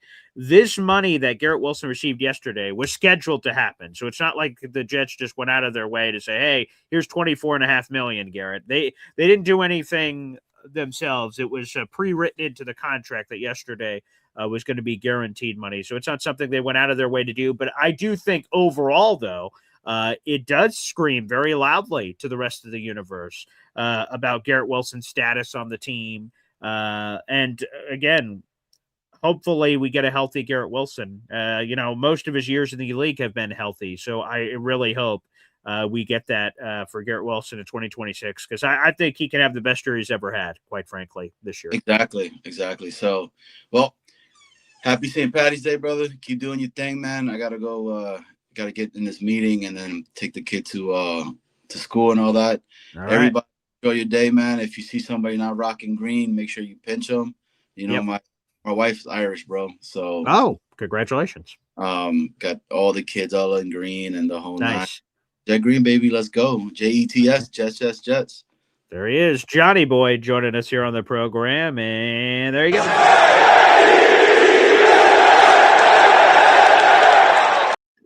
Luckily, I don't have to worry about the pinching thing. I wear green every day of my life, so no pinching necessary over in these parts. No pinching necessary. Let's get into the Justin Fields thing. I talked about it live on the show at 11 o'clock yesterday, but we haven't talked about it here on Boy Green Daily. I just want to say that I think the fact that Darren Muji got anything for Justin Fields is a Christmas miracle. Justin Fields was going to get cut. He was absolutely, unequivocally going to get released this offseason. And the fact that apparently Darren Muji had created interest from the Chiefs, certainly the trade just happened, but like there was multiple teams interested in Justin Fields. All right, I guess that just sort of states the current landscape of quarterbacks in the National Football League, that Justin Fields would be an attractive commodity. But good on the Jets. They saved some money. They owed Justin Fields $10 million in guaranteed money this year, whether he was on the team or not on the team. So to find another team, and you can't really call him a sucker, like, ha, ha, ha. I can't believe the Jets did this on the Chiefs. The Chiefs are a very smart organization. They've won Super Bowls. They have Patrick Mahomes in that room. Andy Reid's an offensive genius. So I'm not going to dunk on the Chiefs from that perspective. I'm just happy from a Jets perspective. I don't have to cast doubt on the other side. I'm cool with just my side. And my side is this. The Jets are going to have to pay Justin Fields $10 million no matter what. Now they only have to pay him $7 million. Now, 7 still sucks. That's $7 million guaranteed, because you signed him last year and it didn't work out. So Darren Muji and Aaron Glenn for that matter, deserves blame for that not working out, obviously. But putting the sunken cost fallacy aside, like the trade has happened, it is what it is. The signing, rather, has happened from last year. It is what it is. Now we live in today's society. What do? The Jets saved $3 million. Great. They picked up a 6th-round draft choice in 2027. Add that to the pile. Great. Okay. And it basically ends up being a wash between the Geno Smith acquisition and the Justin Fields parting of ways. The Jets are paying Geno Smith $3.3 million this year. The Chiefs are now paying $3 million of Justin Fields' salary. So essentially, it's a $300,000 wash. The Jets are basically paying the Geno Smith what they would have been paying Justin Fields. And Justin Fields wasn't going to be on the team. So that's a wash. The draft picks, a wash. Even a slight benefit to the Jets because in the Geno Smith trade, the Jets swapped picks. In the Justin Fields trade, they just grabbed a pick. So they picked up an additional future asset. So this was a masterclass by Darren Muji. And good for the Chiefs. We'll see. And folks, let me just say this. I'm not normally a betting man. I play some poker, but I don't gamble a lot. I don't gamble a lot. But I have a weird feeling. Let me know what you guys think. On the Jets 2026 schedule, they are scheduled to travel to Kansas City to play the Chiefs. Are the Jets starting on the road for the first 2 weeks of the season? Let me throw this out here on March 17th. The schedule doesn't come out for 2 months. Are the Jets going to travel week 1 at Tennessee and play the Tennessee Titans and Robert Saleh, Jermaine Johnson, and Tanzel Smart, and who else is over there? Freaking Tony Adams. And we play all these former Jets. Week 1 on the road, we have Saleh versus old team. Then week 2, do we go at Kansas City? Justin Fields is starting in place of an injured Patrick Mahomes, and Justin Fields' revenge game against the Jets. Saleh revenge game against the Jets. Is that what we're going to get? Is that what we're going to get? I should put our wagers down now. Because I believe the Jets are going to start on the road for the first 2 games of the season. That did happen in 2024. We were at San Francisco week 1. We were at Tennessee week 2. And then week 3 was a home opener on Thursday Night Football against the New England Patriots, which I was at that game. It was a spectacular game. The Jets kicked the Patriots' ass, so it was a lot of fun. But is that where we go? Are we once again starting on the road for the first 2 weeks of the season? Because, well, first off, I think it would be good news for the Jets because I don't think Justin Fields is good. And I'd rather play Justin Fields than Patrick Mahomes. Patrick Mahomes, of course, is rehabbing from busting a couple of CLs. I believe it's LCL and MCL. I know one of them's LCL. The other one, it was ACL or MCL was the other one. He busted both of them, 2 of the 3. And he may miss the first couple games of the season. So if the Jets got Justin Fields instead of Patrick Mahomes, dude, that would be a nice little there for that one. For sure. Jamal Joseph thinks the Jets will be the Week 1 home opener for the Buffalo Bills in their new stadium. That could be possible. But we'll see what's up. But I wouldn't be mad at that opening. The Titans, that's an eminently winnable game. The Chiefs with Justin Fields is a lot more winnable than Chiefs with Patrick Mahomes, even though we should have beaten Patrick Mahomes. What was that? The 2023 year, Week 4.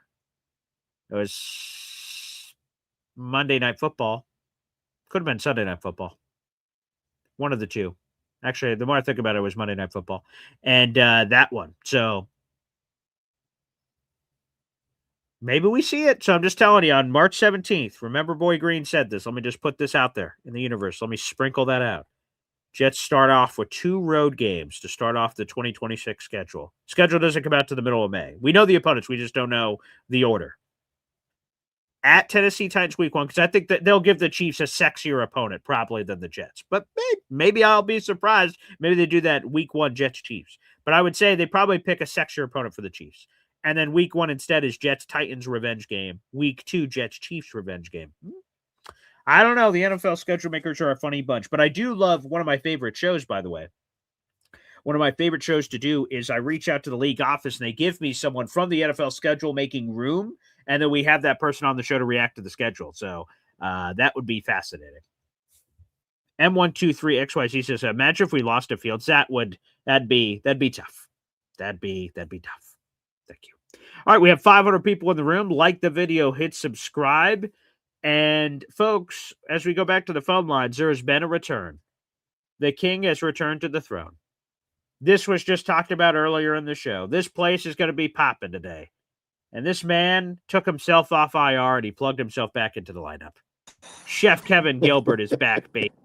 And look at the beautiful color on the executive jacket here. Wow, look at that. I appreciate that. Appreciate that. Day. Hey. Okay, Cloverleaf Tavern. Pull it out, man. A couple times a year, man. Okay, nice. Well, hey, by the way, I hope you're feeling healthy and you're doing better, Chef. I hope you are, my friend.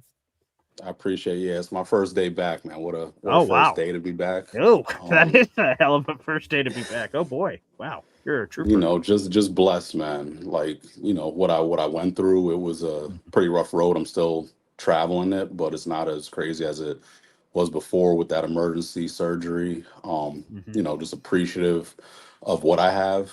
You know, it was hard for me to walk and everything like that, and slowly got better, still dealing with some pain, but you know, I'm not dealing with anything like #1 Austrian Jet fan, like Johnny Boy, like Indy. You know, those fellas really going through the stuff. You know, we all, you know, went under the knife and all that, but you know, it's for me, it's just the appreciation of life, man. Appreciation of just being able to wake up and put both my feet on the floor. You know, to have my family, the job, and everything else, man. You know, it's important. You know, the Jets, sports, it's all fun. It's an escape or whatever. But then when you like really dealing with some like emergency stuff with your body, man, you know, it's just kind of decompress and, you know, just look at the bigger picture of things. And, you know, the whole time I've been plugged in and all that. But I felt like for today, I felt like, you know, for it being St. Patrick's Day, I had to jump on. To be honest, I didn't hear anything that was going on, any of the discussions. If there was any Bree slander, you know, it's what it is. None of that so far in the show today. So there you go. I don't have the energy to combat, you know, the Brees haters and all that kind of stuff. You know, we'll let that go. I put in the super chats, you know, to go against Pops, you know, I know great. Johnny Boy, you know, my guys, Lou B, you know, the list goes on with, you know, the callers that, you know, like throwing some shade at my boy, but you know, it's all good, man. As I don't care what happens. I just want to see wins, man. For sure. That's it at the bottom. I don't care about any of these guys, man. If they come together and turn us around and become a winning franchise, yo, I'm all for it, man. I don't care who's on the roster, as long as that win column, there's more wins than losses. That's what I want. I root for the wins. I go crazy at the games, man. Like seeing crazy highlights, seeing crazy hits, touchdown celebrations, place going crazy, like cold weather, smoke coming out everybody's mouths. Like, yo, that's the environment, man. And we lost that. We've lost that for years. Like, we ain't had that same excitement. It was just that 9/11, Rodgers running out with the flag, and that was it. We had a glimpse, and then it was gone. And we had some other great stuff. And when the OGs with the Bob Letterers, with the Briggers, when they come on and they talk about those glory days, the Super Bowl time, like, yo, you appreciate that stuff, man. Like, you got to listen to the OGs and do your history. Be a student of the game, man. Like, even the young cats coming up, the teenagers, the cats in their 20s, even early 30s, like, yo, just if you love the Jets, man, do some history. It can't hurt you, man. Like, listen to the OGs. Like with Snell, like, yo, all right, you might not have been alive at the time. I wasn't alive, but there's some backstory stuff which Bob, made it known for us, which is like, pretty cool to, go look behind the curtain and see, how things were ran back in the days, knowing like, hey, like most of these cast, man, they needed other jobs, man, because the money back then, it didn't support them year round. And that's for baseball as well, back then too, basketball, like, the time's different. So just the appreciation knowing that in football, especially with the equipment back then, like, they weren't well protected, man. Concussions and all that kind of stuff. Like, yo, BG, like, when in high school, when we get rocked, like, we're told to stay in there at that time. 100%. Yes. Like, you were considered a P word if you were to be like, yo, I need to come out, man. I'm dizzy and all that. They're like, yo, stay your ass in there. Like, shut up. Yeah, right.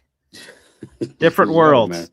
Yeah. Different world, and it's better now, man. The precaution and all that is, it's better. It's better now. You still see, some NFL coaches, rushing people out the tent and all that because the mindset is still like the old school. But you gotta protect the player from the player at the end of the day. But yeah, no, I'm not really trying to be preaching, man. I just want to jump on and just I'm sorry, man. Is Johnny Boy in the tournament today? As Maniac? Ooh, that's a good question. I'm not sure if he is today. I don't remember the schedule, so I'm not sure. I think he was. Gotcha. Did he? I think he was he in yesterday. I don't know how quickly you guys moved through rounds. So.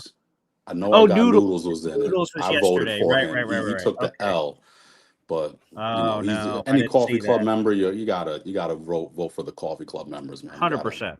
Make sure that they that we look out one another. And then with Jake, man, make sure y'all support Jake. He's doing great stuff, man, during this dead time, man. Like, spurring some stuff up, and then it's helping like callers call in. Like last year, I remember, being in the tournament, I called a lot more like that. I don't want to say it was like incentivized, but because they're voting and all this other kind of stuff, it's something to kind of like want to make you push a little bit more to call. So that was pretty helpful. But yeah, Johnny Boy, man, make sure y'all support this guy. Please do. Where he was, he couldn't walk. He was in the hospital, for weeks, man. I think over a month. He was locked up in there. So make sure you show your support because that didn't stop him. He called from his hospital bed. I couldn't believe that. We were getting daily calls. I'm like, geez. When I saw him in the green room, I'm like, Jesus, Johnny, you're in the hospital for God's sake. Are you even allowed to be calling in? Like, oh my God. He was, and thankful. I'm just so happy. Obviously, he's still going through a lot. I'm just happy he made it home for Christmas because it did not look good. It looked like he was going to be in the hospital for Christmas. So, again, massive love to him. So vote. You mentioned Indy earlier. I just want to say a shout out to Indy. I was talking with Indy yesterday, and he just said that the support from the coffee club has meant everything to him, and he appreciates it. He says he obviously can't call in with what's going on in his life right now, but he's in the chat. I just saw him a few minutes ago, so I don't know if he's still in the chat, but he's really appreciated it, and a lot of people have appreciated you, Chef, with everything you're going through as well. So we're here for all you guys, no matter what. Austrian, everybody, we're always here for. That's right. And Indy, man, sorry for that Clemens loss, man. Oh yes, devastating. Yes. May his stupidity rest in our hearts. Done with that nonsense, how he got a bag, dude. Wow, $18.5 million. Well, good Lord have mercy. Wow. You can't find a highlight tape, a Michael Clemens highlight tape. You can't. College, he was a monster in college. Sure. what the Colts did, yo, God, I mean, what's going on with the Colts? They gave We us have their 2 first for round pick, Sauce. so God They bless. gave us I 2 mean, for that's Sauce. they did. They did. They got They they gave us got 2 for Sauce. They get Michael Clemens. Philip Yeah. Rivers, who was retired, I Oh think, yeah, for 4 years or so, 3, that's whatever right. it That was was. terrific. That was terrific. Yeah, thank you, Colts. My That was man, great. fresh off of keg stands, like how he just rolled in or whatever, just throwing the ball. Yo, crazy. And he was all right. He was all right. Yeah, You it's know, surprising. my man Philly Noodles. You know what? Let me pull something out for Noodles. Oh yeah, you do that. That'd be great. There you go. By the way, Indy says Sherwood is my new Clemens. So good. I'm glad that you've adopted someone new, Indy. So hug him with both arms on Jamin Sherwood. That's beautiful. Oh yeah, let's go. This a gift. Ah yes. Look at that guy. Noodles. Beautiful. I carry this every day with me, man. That's Every day. beautiful. I love that. And yes, it's Every from our day, my tailgate guy. restaurant takeover last year, which by the way, we're doing again. More details to come, everybody. More details to come. Oh boy, Johnny Boy's back. Oh, there he is. Yo, yeah, man. I rocked today in the afternoon. They put me Oh, on St. okay. Patty's Day, bro. Yo, the fix Is that good in, or bad? man. The fix is in. Hey, Who are you facing off against? Lumpy. Ah, okay. You give him a lump. You beat him over the head with something. There you go. Come on. Boy Green Coffee Club will be here with you. Let's go. Hey, I'm trying to make my way. Go to Cloverleaf Tavern, have me a green beer, and just have me a great time. Yo, I got my soda bread here, my Irish soda bread. Ooh. Oh wow. Look at that. Look at that. Oh wow. Look at I'm that. over here Raisins, eating. got the sugar on top. Yeah, the sugar on top. Wow, look at that. Wow, man. I'm Chef drinking. is all right. I'm drinking. I just don't want to eat on green camera, coffee. but I'm ready, man. Yeah, it looks like it. Yeah, there you go. Hey, I just had to come up here real quick, show love to Chef. Yes. Hey, Chef, looking fresh to death, man. I see you. I see you over there, bro. I love that. Hey, happy St. Patty's Day to everybody. But yeah, man, I rock in the afternoon tonight. So Okay, there you go. I'll be at my daughter's. She got practice around that time, man. It's season time, so I mean, you know how that stuff goes, man. It's a but I'll still be balance. trying to call in, man. So I love that. But Beautiful. I'm just supervising, man. Jets.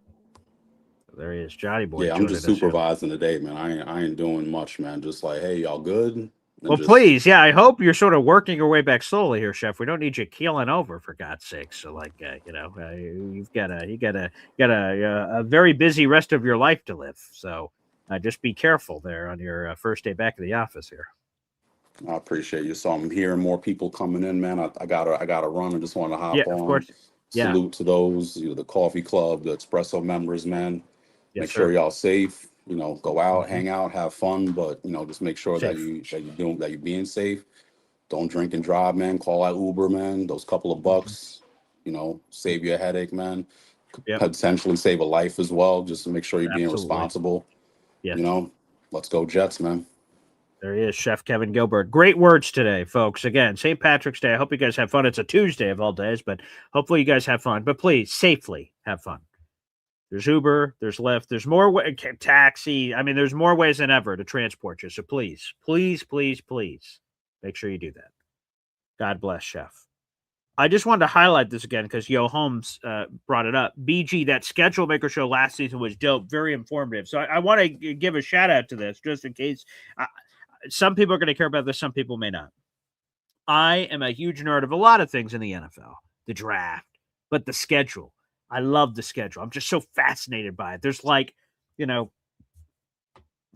to 8 people, because sometimes their numbers change. There are 5 to 8 people and a bunch of computer technology that are responsible for putting together the NFL schedule every year. And for the last 2 or 3 years, at least 2, it could be 3, last 2 or 3 years, I've gotten one of those people that are in the room that is making decisions with the schedule on this show to pick their brain. And I prefer to do it after the schedule comes out because I want there to be as much life for the schedule making process as possible. Because if I get them on before the schedule drops, then things sort of die after. So I like it when the schedule is done in the books and we can react to it. And they gave us all kinds of nuggets like, ooh, week 1 was going to be Monday Night Football, or there's just so many fascinating nuggets. So I'm going to do it again this year. We'll see if Blake Jones is back, or do I get someone else from the schedule making team, whoever it is, and we're going to pepper them with questions. Yo Holmes or anyone out there in the universe, if you have questions for the schedule making process, and again, we're going to react after this Jet schedule comes out. So like, why'd you go with this with week 1? What were the things that were up in the air about the Jet schedule? To me, that's super fascinating. How many primetime games did they get? What went into the decision-making? Did the Jets get screwed in a certain place? Did they have like 3 or 4 road games in a row? Why? And then they explain it and walk through the process. To me, it's super fascinating. Oh, what other games were up for grabs to be the season opener if they pick Jets Chiefs? Oh, wow. So you guys thought that the Justin Fields thing because of Patrick Mahomes, like, man, there's all this interesting stuff. So again, I do this show every year. I think it's one of the coolest shows that I do. I have a few people I know in the league office that puts that together. So again, highly recommend it. We're still 2 months away from that show. The schedule doesn't come out normally to the second week of May, but we'll then have that schedule maker within that week after the schedule comes out. Sometimes I could get them on the next day or two, which is pretty cool. So that'll be coming up. So yeah, one of my favorite shows I do every year. I hope you guys check it out.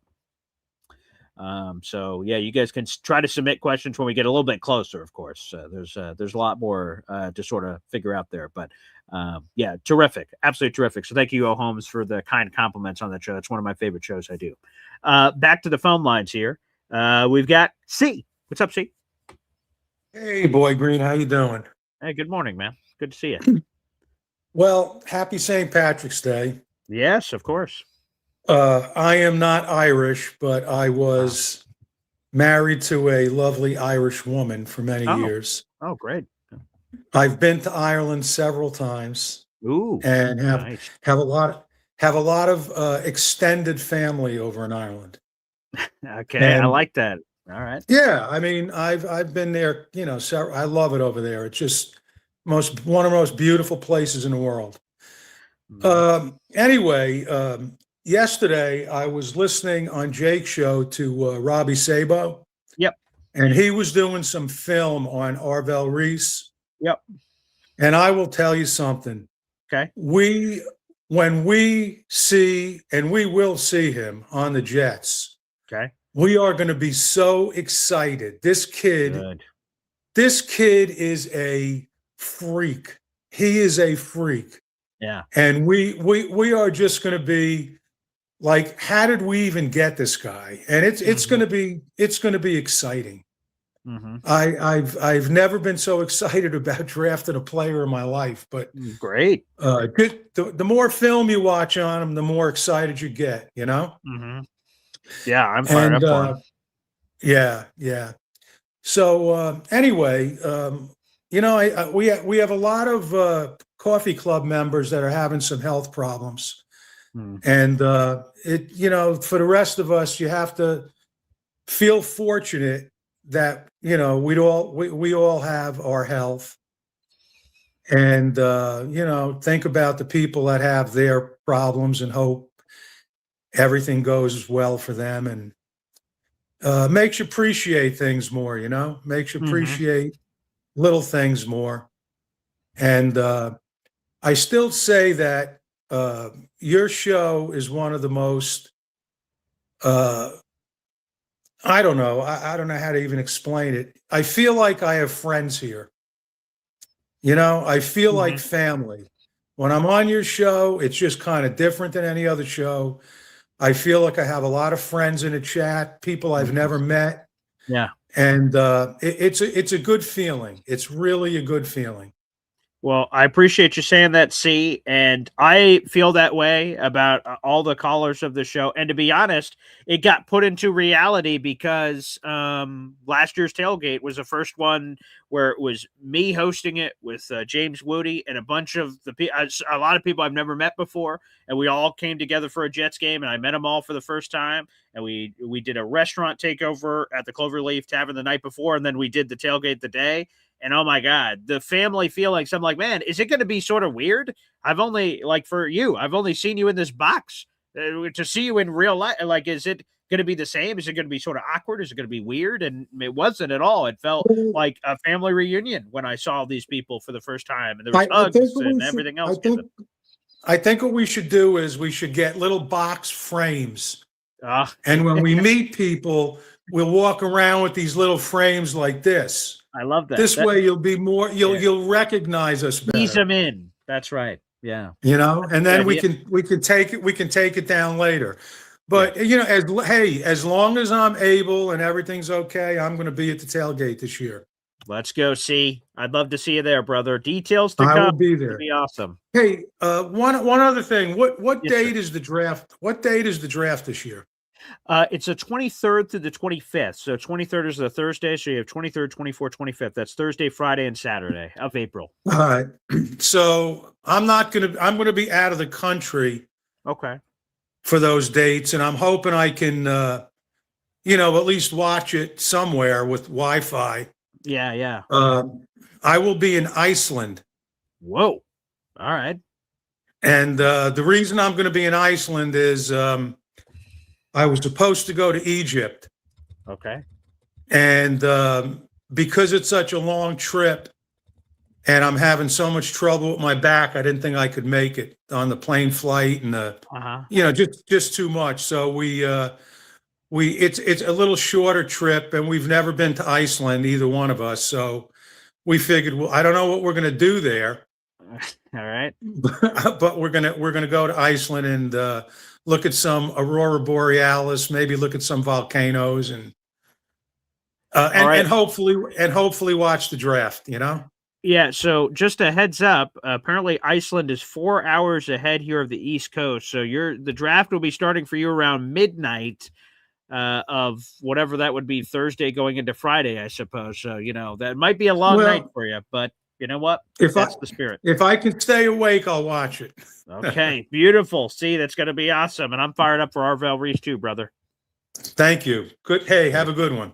There he is. See, and that's a lovely sentiment. And thank you so much to C for sharing it. I do feel like we've got a family here in the comment section. And like I said, to see so many of you at the tailgate last year was amazing. I hope those same people come back. I hope a lot of our new callers join into the mix.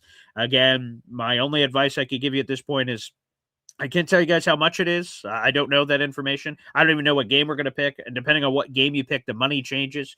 Like the same seat for the Jets in week 1 is different than the seat in week 7. The opponent, if you're playing the Cowboys, there's like a marketability. Cowboys are more expensive. We don't play the Cowboys this year. It's just a random example. And I never knew this until I saw the ticket prices when I was making those decisions. So long story short, if you tailgating with me and other Boy Green Coffee Club members revs your engine, my only advice to you is save your shekels. Put money aside and try to save up. It'll probably be a couple $100 per person. Somewhere again, last year was like $300. So we'll see what it is this year. I'll try to make it as close to that price as possible. Depends where we sit, the opponent, a lot of other jazz. But my only advice to those people out in the audience is save your money, and we should know more information as we get closer. Again, the schedule doesn't come out till middle of May, so I probably won't have specific details till after that date. But I've already given the group deposit rate to the Jets and all kinds of things. So I'm in line to get some priority for some of this activity. So we'll keep you guys posted as we go through that process. All right, let's go back to the phone lines here. And we have 04 Jets fan. What the 04 Jets fan? Is that a clean shaven 04 Jets fan? What the hell? It is. Wow. I went to trim the beard the other day, and the guard fell off the clippers, and I took a big old chunk out of it. Oh, Jesus. I've had that happen before. That's a bad day at the office, man. It was a very bad day. So I just decided to take it off. Okay. How do you feel now? Cold. Yeah, cold. That's true. That's something people don't realize on the beard thing. Very cold. It protects you. It protects the face. Yeah. Yes. So, everybody's talking about Reese at 2. I mean, I would love Reese at 2, but since the combine, I've been stuck on Sonny Styles at 2. Oh, yeah. Hey, listen, I know we have Davis as that leader in the 2 middle linebackers. Mm-hmm. Put Sonny Styles next to Demario Davis and let him learn for a couple years from, in my opinion, one of the greats that's played in this century. at that position. I like Sonny Styles. It would be great. It would be an awesome thing to see. Now, I'm not saying Reese wouldn't be great to see on that in that defense either, because I think Glenn could cook some real shenanigans up with Reese. And for folks that forget, 04 Jets fan, you're an Ohio State guy, so you watch all these guys intently. Yes, they're both great players. And I don't even think either of them are the best player that came out of that defense this last year. Oh, who would you say? Caleb Downs. Wow. Okay. Yes, you're I've a watched big Caleb Downs guy. Yes, I've watched a lot of football. I've never seen a safety move like him. Just instinctively know where the ball is going. That'd be a huge addition to the defense. Boy, I mean, any of the three. I mean, quite frankly, we have needs all over the place. I mean, instant day one starters, all three of them. Now let's talk 16. Are you more in line of wanting to go with the lineman, or do you want BPA at 16, or potentially trade out of 16? You know, Easy has made a compelling case for Vega to hit the line. And again, the line affects everything. It affects your quarterbacks, affects your running backs, affects your wide receivers. It makes a lot of sense. If the Jets did that, I would totally understand their thought process. I'm intrigued at wide receiver. If one of the biggies is there at wide receiver, that's sexy. That's attractive. You could probably also get a receiver at 33. So there's some optionality there. I am open to trading around, whether that's up, down, left, right. I'm open. I'm open to a lot of things. There's not a lot of things where I'm like, oh, you want to do that? And then, like, you know, outside of punter or kicker, as long as they don't do that, which I don't anticipate, well, you know, I feel pretty good about almost any direction the Jets can go in, quite frankly, at 16. I would honestly prefer to trade out of the pick and go down. There's going to be somebody that slips. Always is. Yeah.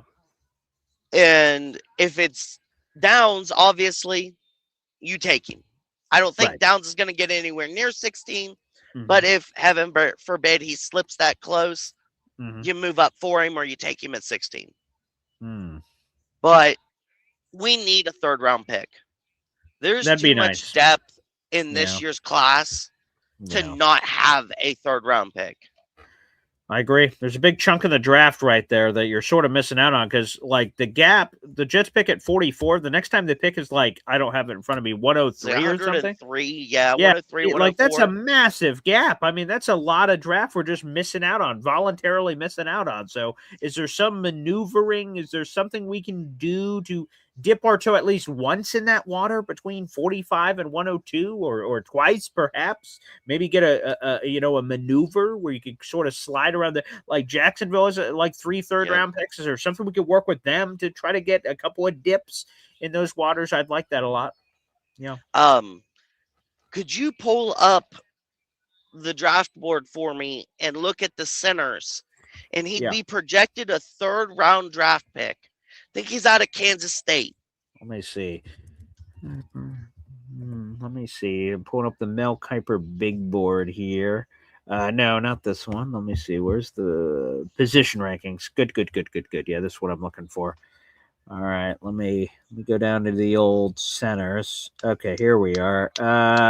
Here are the centers he has listed. This is Mel Kiper's big board. So you got Connor Lew, the Auburn kid, Jake Slaughter out of Florida, Sam Hecht out of Kansas State, Logan Jones, Iowa. Oh, Sam. Okay.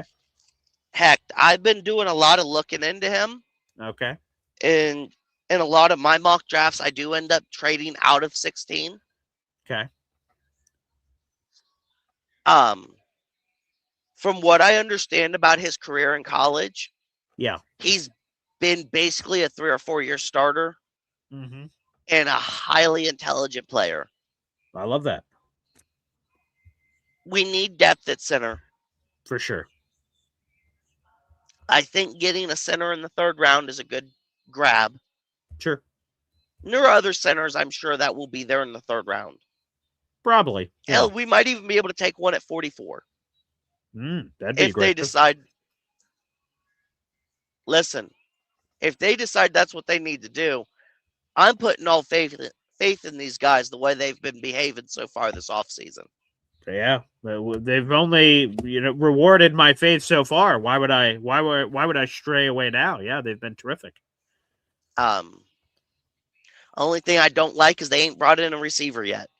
Yeah, I don't know what the plan is there. Do they have does it Mooj again? I don't like to throw anything at Mooj because he's been doing such a great job. Does he have a trade sort of in the works? Does he have a draft plan? Is there one of these veteran receivers out there that are like going to hang around and they could get him for a song, and get him for cheap? Like, does Jawan Jennings keep being a free agent for another week or two and then they get him for a deal? Like, okay, if that's the plan, all right.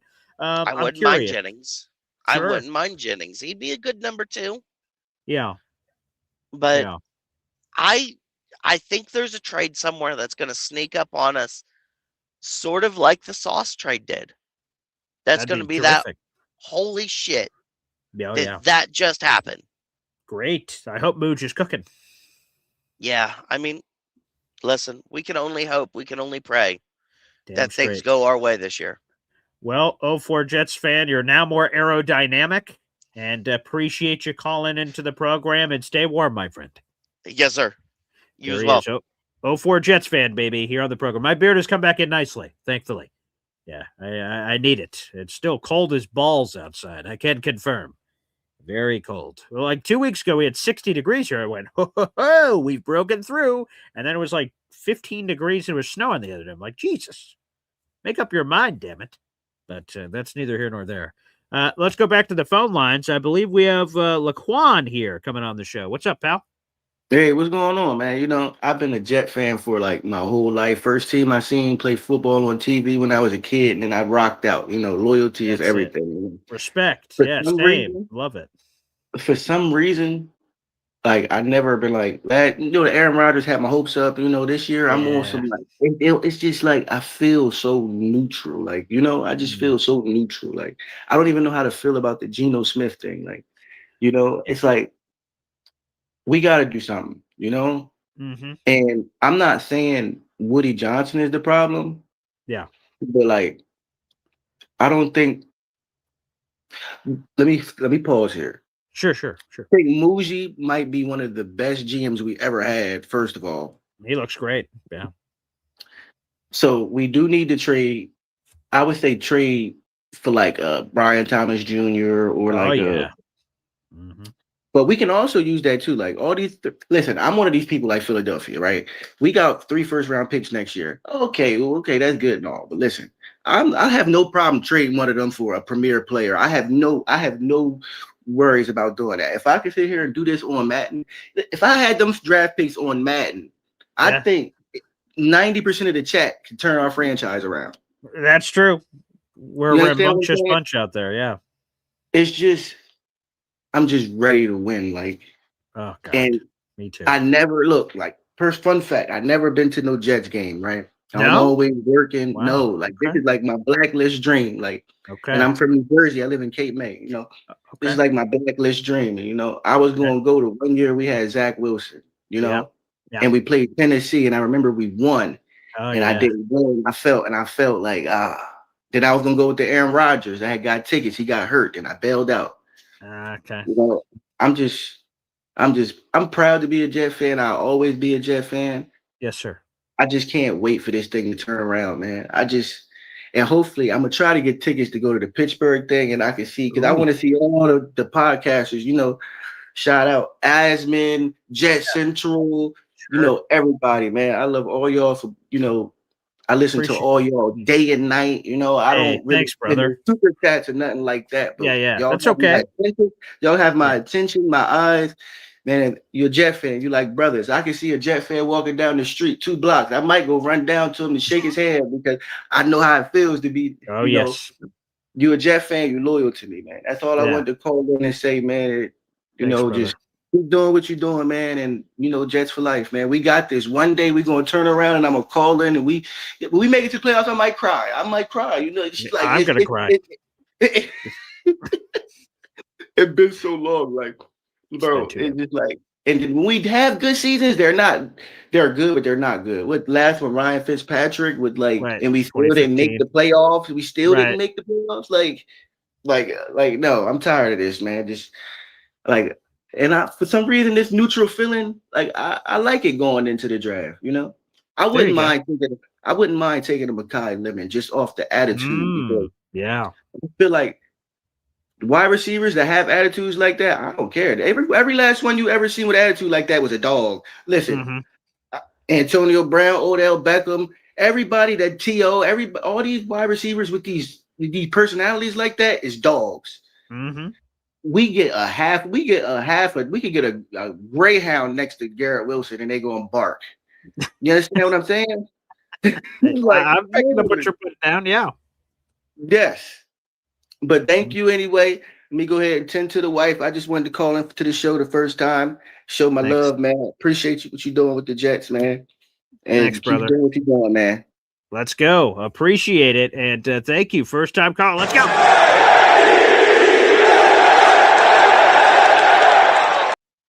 Thank you to Laquan for calling in. And I want to reiterate this. This is a good moment to do it. Laquan says, I don't send super chats. I don't do any of that. Folks, as you will see, I have something cooking behind the scenes I think you guys are going to appreciate. And shout out to Philium. He's a big piece of this puzzle behind the scenes. And you guys will understand what I'm talking about here soon. But there's a lot of different fans to the Boy Green Coffee Club and Boy Green Espresso Club and things of that nature. Some of you monetarily support the show. And again, can't tell you guys enough that the more you guys do that, the more I can do for the show. So love those people.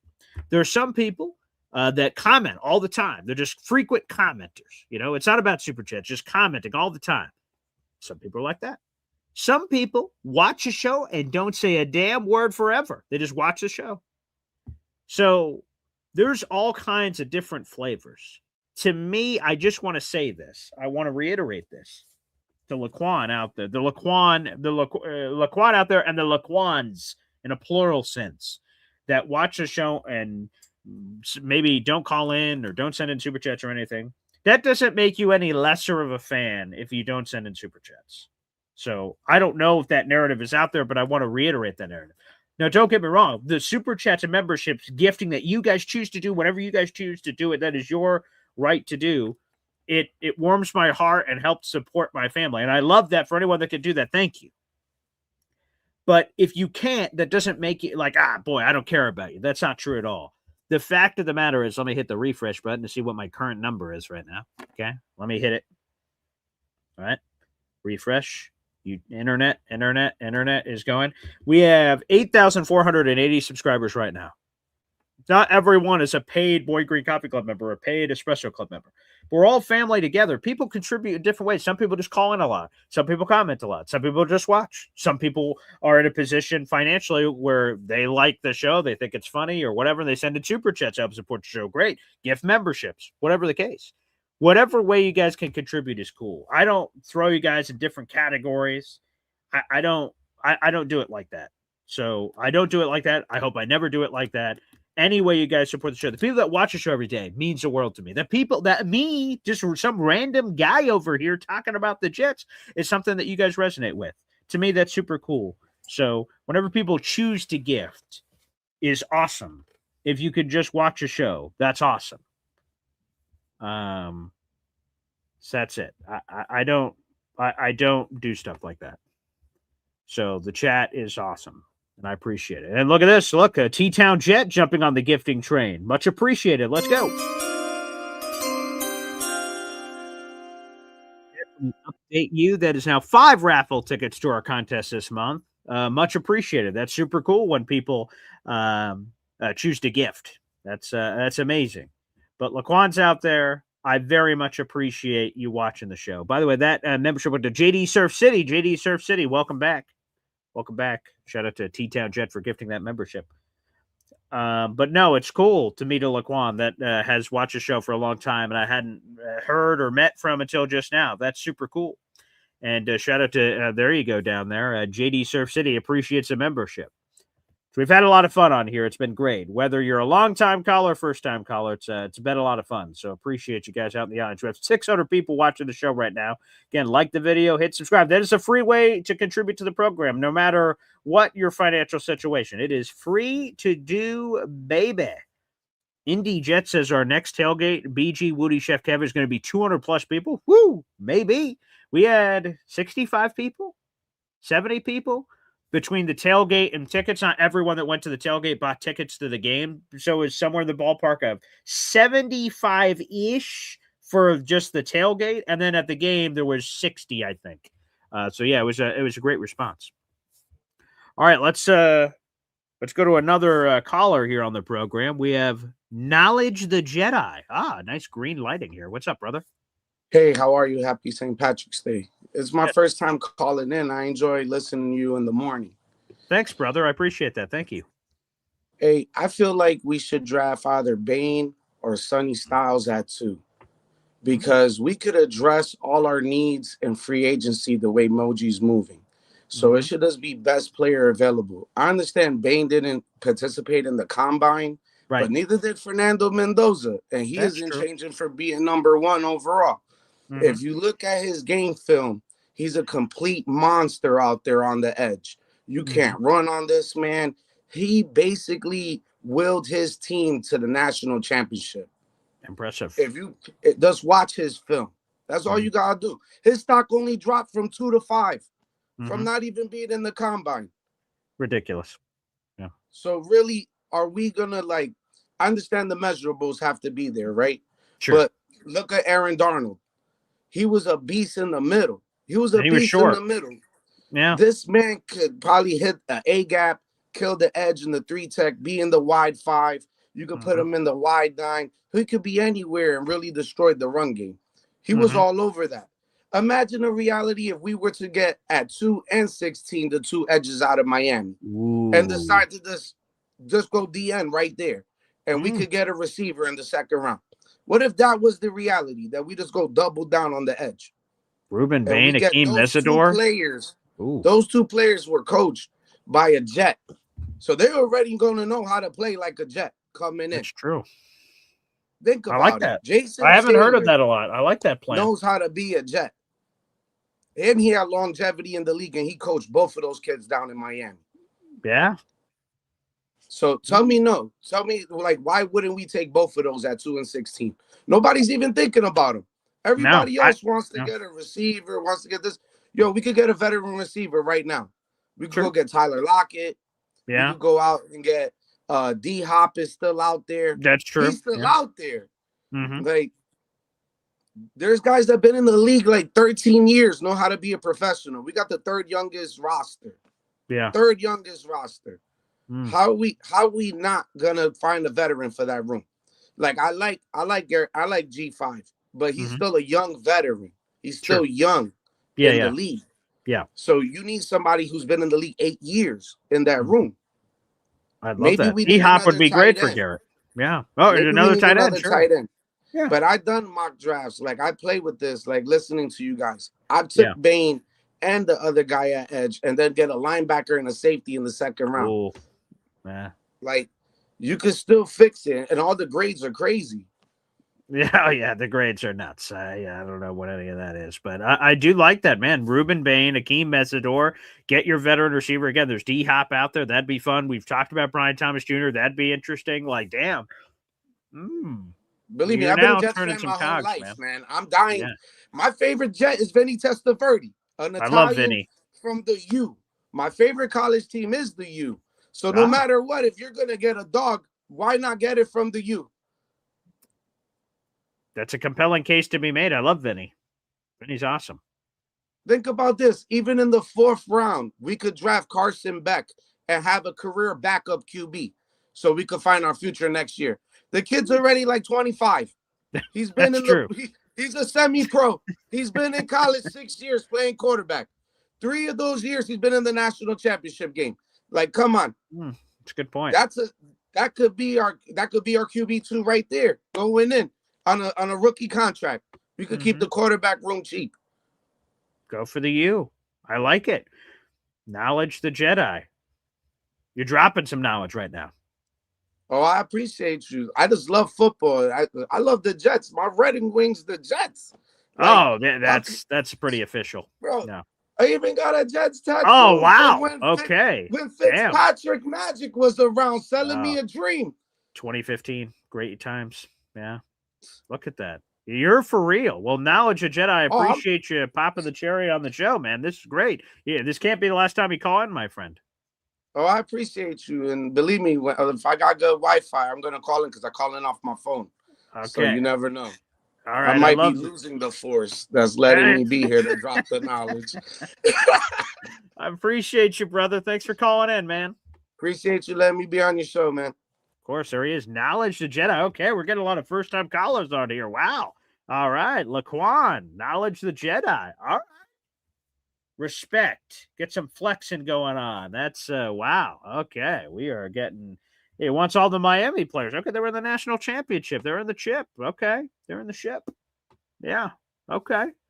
I got no problem with the U. Michael Irvin was a dog. Go to all those cats. Jeremy Shockey, Frank Gore, Clinton Portis, Dr. Dewich Big. Man, they had some dudes. So I got no problem with the U. I got no problem with the U. Good for them, man. Wow. Okay, lively. All right, make sure you guys keep liking the video, hitting subscribe. There's been some good conversations here on the show. Let's go to someone. This ain't his first time. He's been around the rodeo. Troy Sturgis, Boy Green Espresso Club member, joining us now. What's up, Troy? Hey, BG. Finally got to get back to talk to you for a bit. Been a while. Yeah. Hey, sure, is Jawan Jennings, is he still available? Yes, as far as I know, the latest, I'm checking my phone because sometimes, signings happen every once in a while. But yes, I believe he is still out there as of this moment in time. I wonder what the pickup is on him. I mean, he played his butt off last year, and I figured he'd be a top recruit for all these teams. What are you thinking on him? Yeah, he had a lot of injuries last year, but he powered through them. He's a tough son of a gun. There's no question about it, for sure. I imagine the reason he's still out there is probably the money he wants and the money the teams are willing to give. There's a chasm of some kind between those two numbers. So now we play the waiting game. Does a certain injury happen and then Jawan gets the money he's looking for?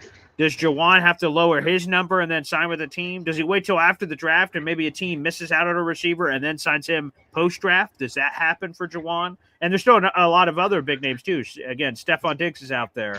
Deebo Samuel's out there. Hollywood Brown's out there. Jawan's out there, obviously. So there's still a couple of relatively big-sized names. I'd say Jawan Jennings is the best of the crop, but there's some good ones out there. So I'd be intrigued. Again, knowledge Jedi over there.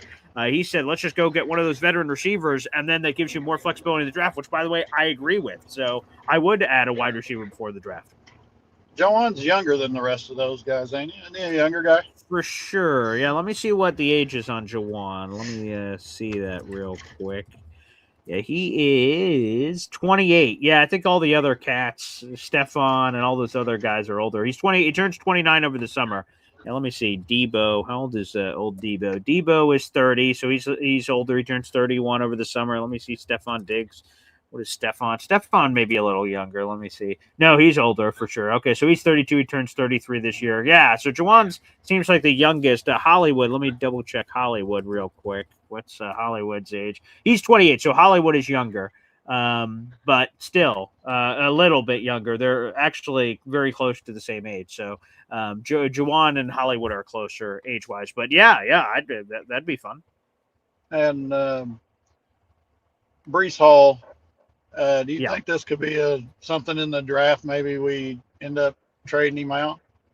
Or do you think we may be able to use him as in the trade deadline and whenever that comes up?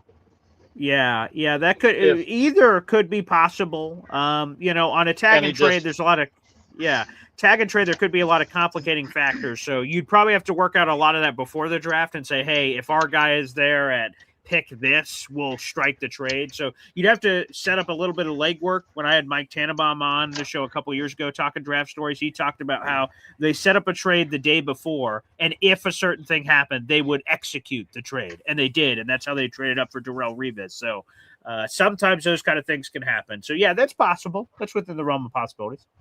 I'm kind of thinking that, I mean, if Brees is obviously he's disgruntled, yeah, and I don't know if there's going to be a contract that he's going to agree to. So I'm thinking Muji's probably thinking the same thing, and he'll probably play him on his franchise tag. Right, which is another possibility. Until we get to the trade deadline, or either that or in this draft. Mm-hmm. You know, and probably just tell him, hey, we'll play you on the franchise tag. If we can get you traded, we will. Yeah. You know, but until then, give me everything you got and give us, works better for you and works better for us. Yeah. He should be motivated. That's for sure. Yeah.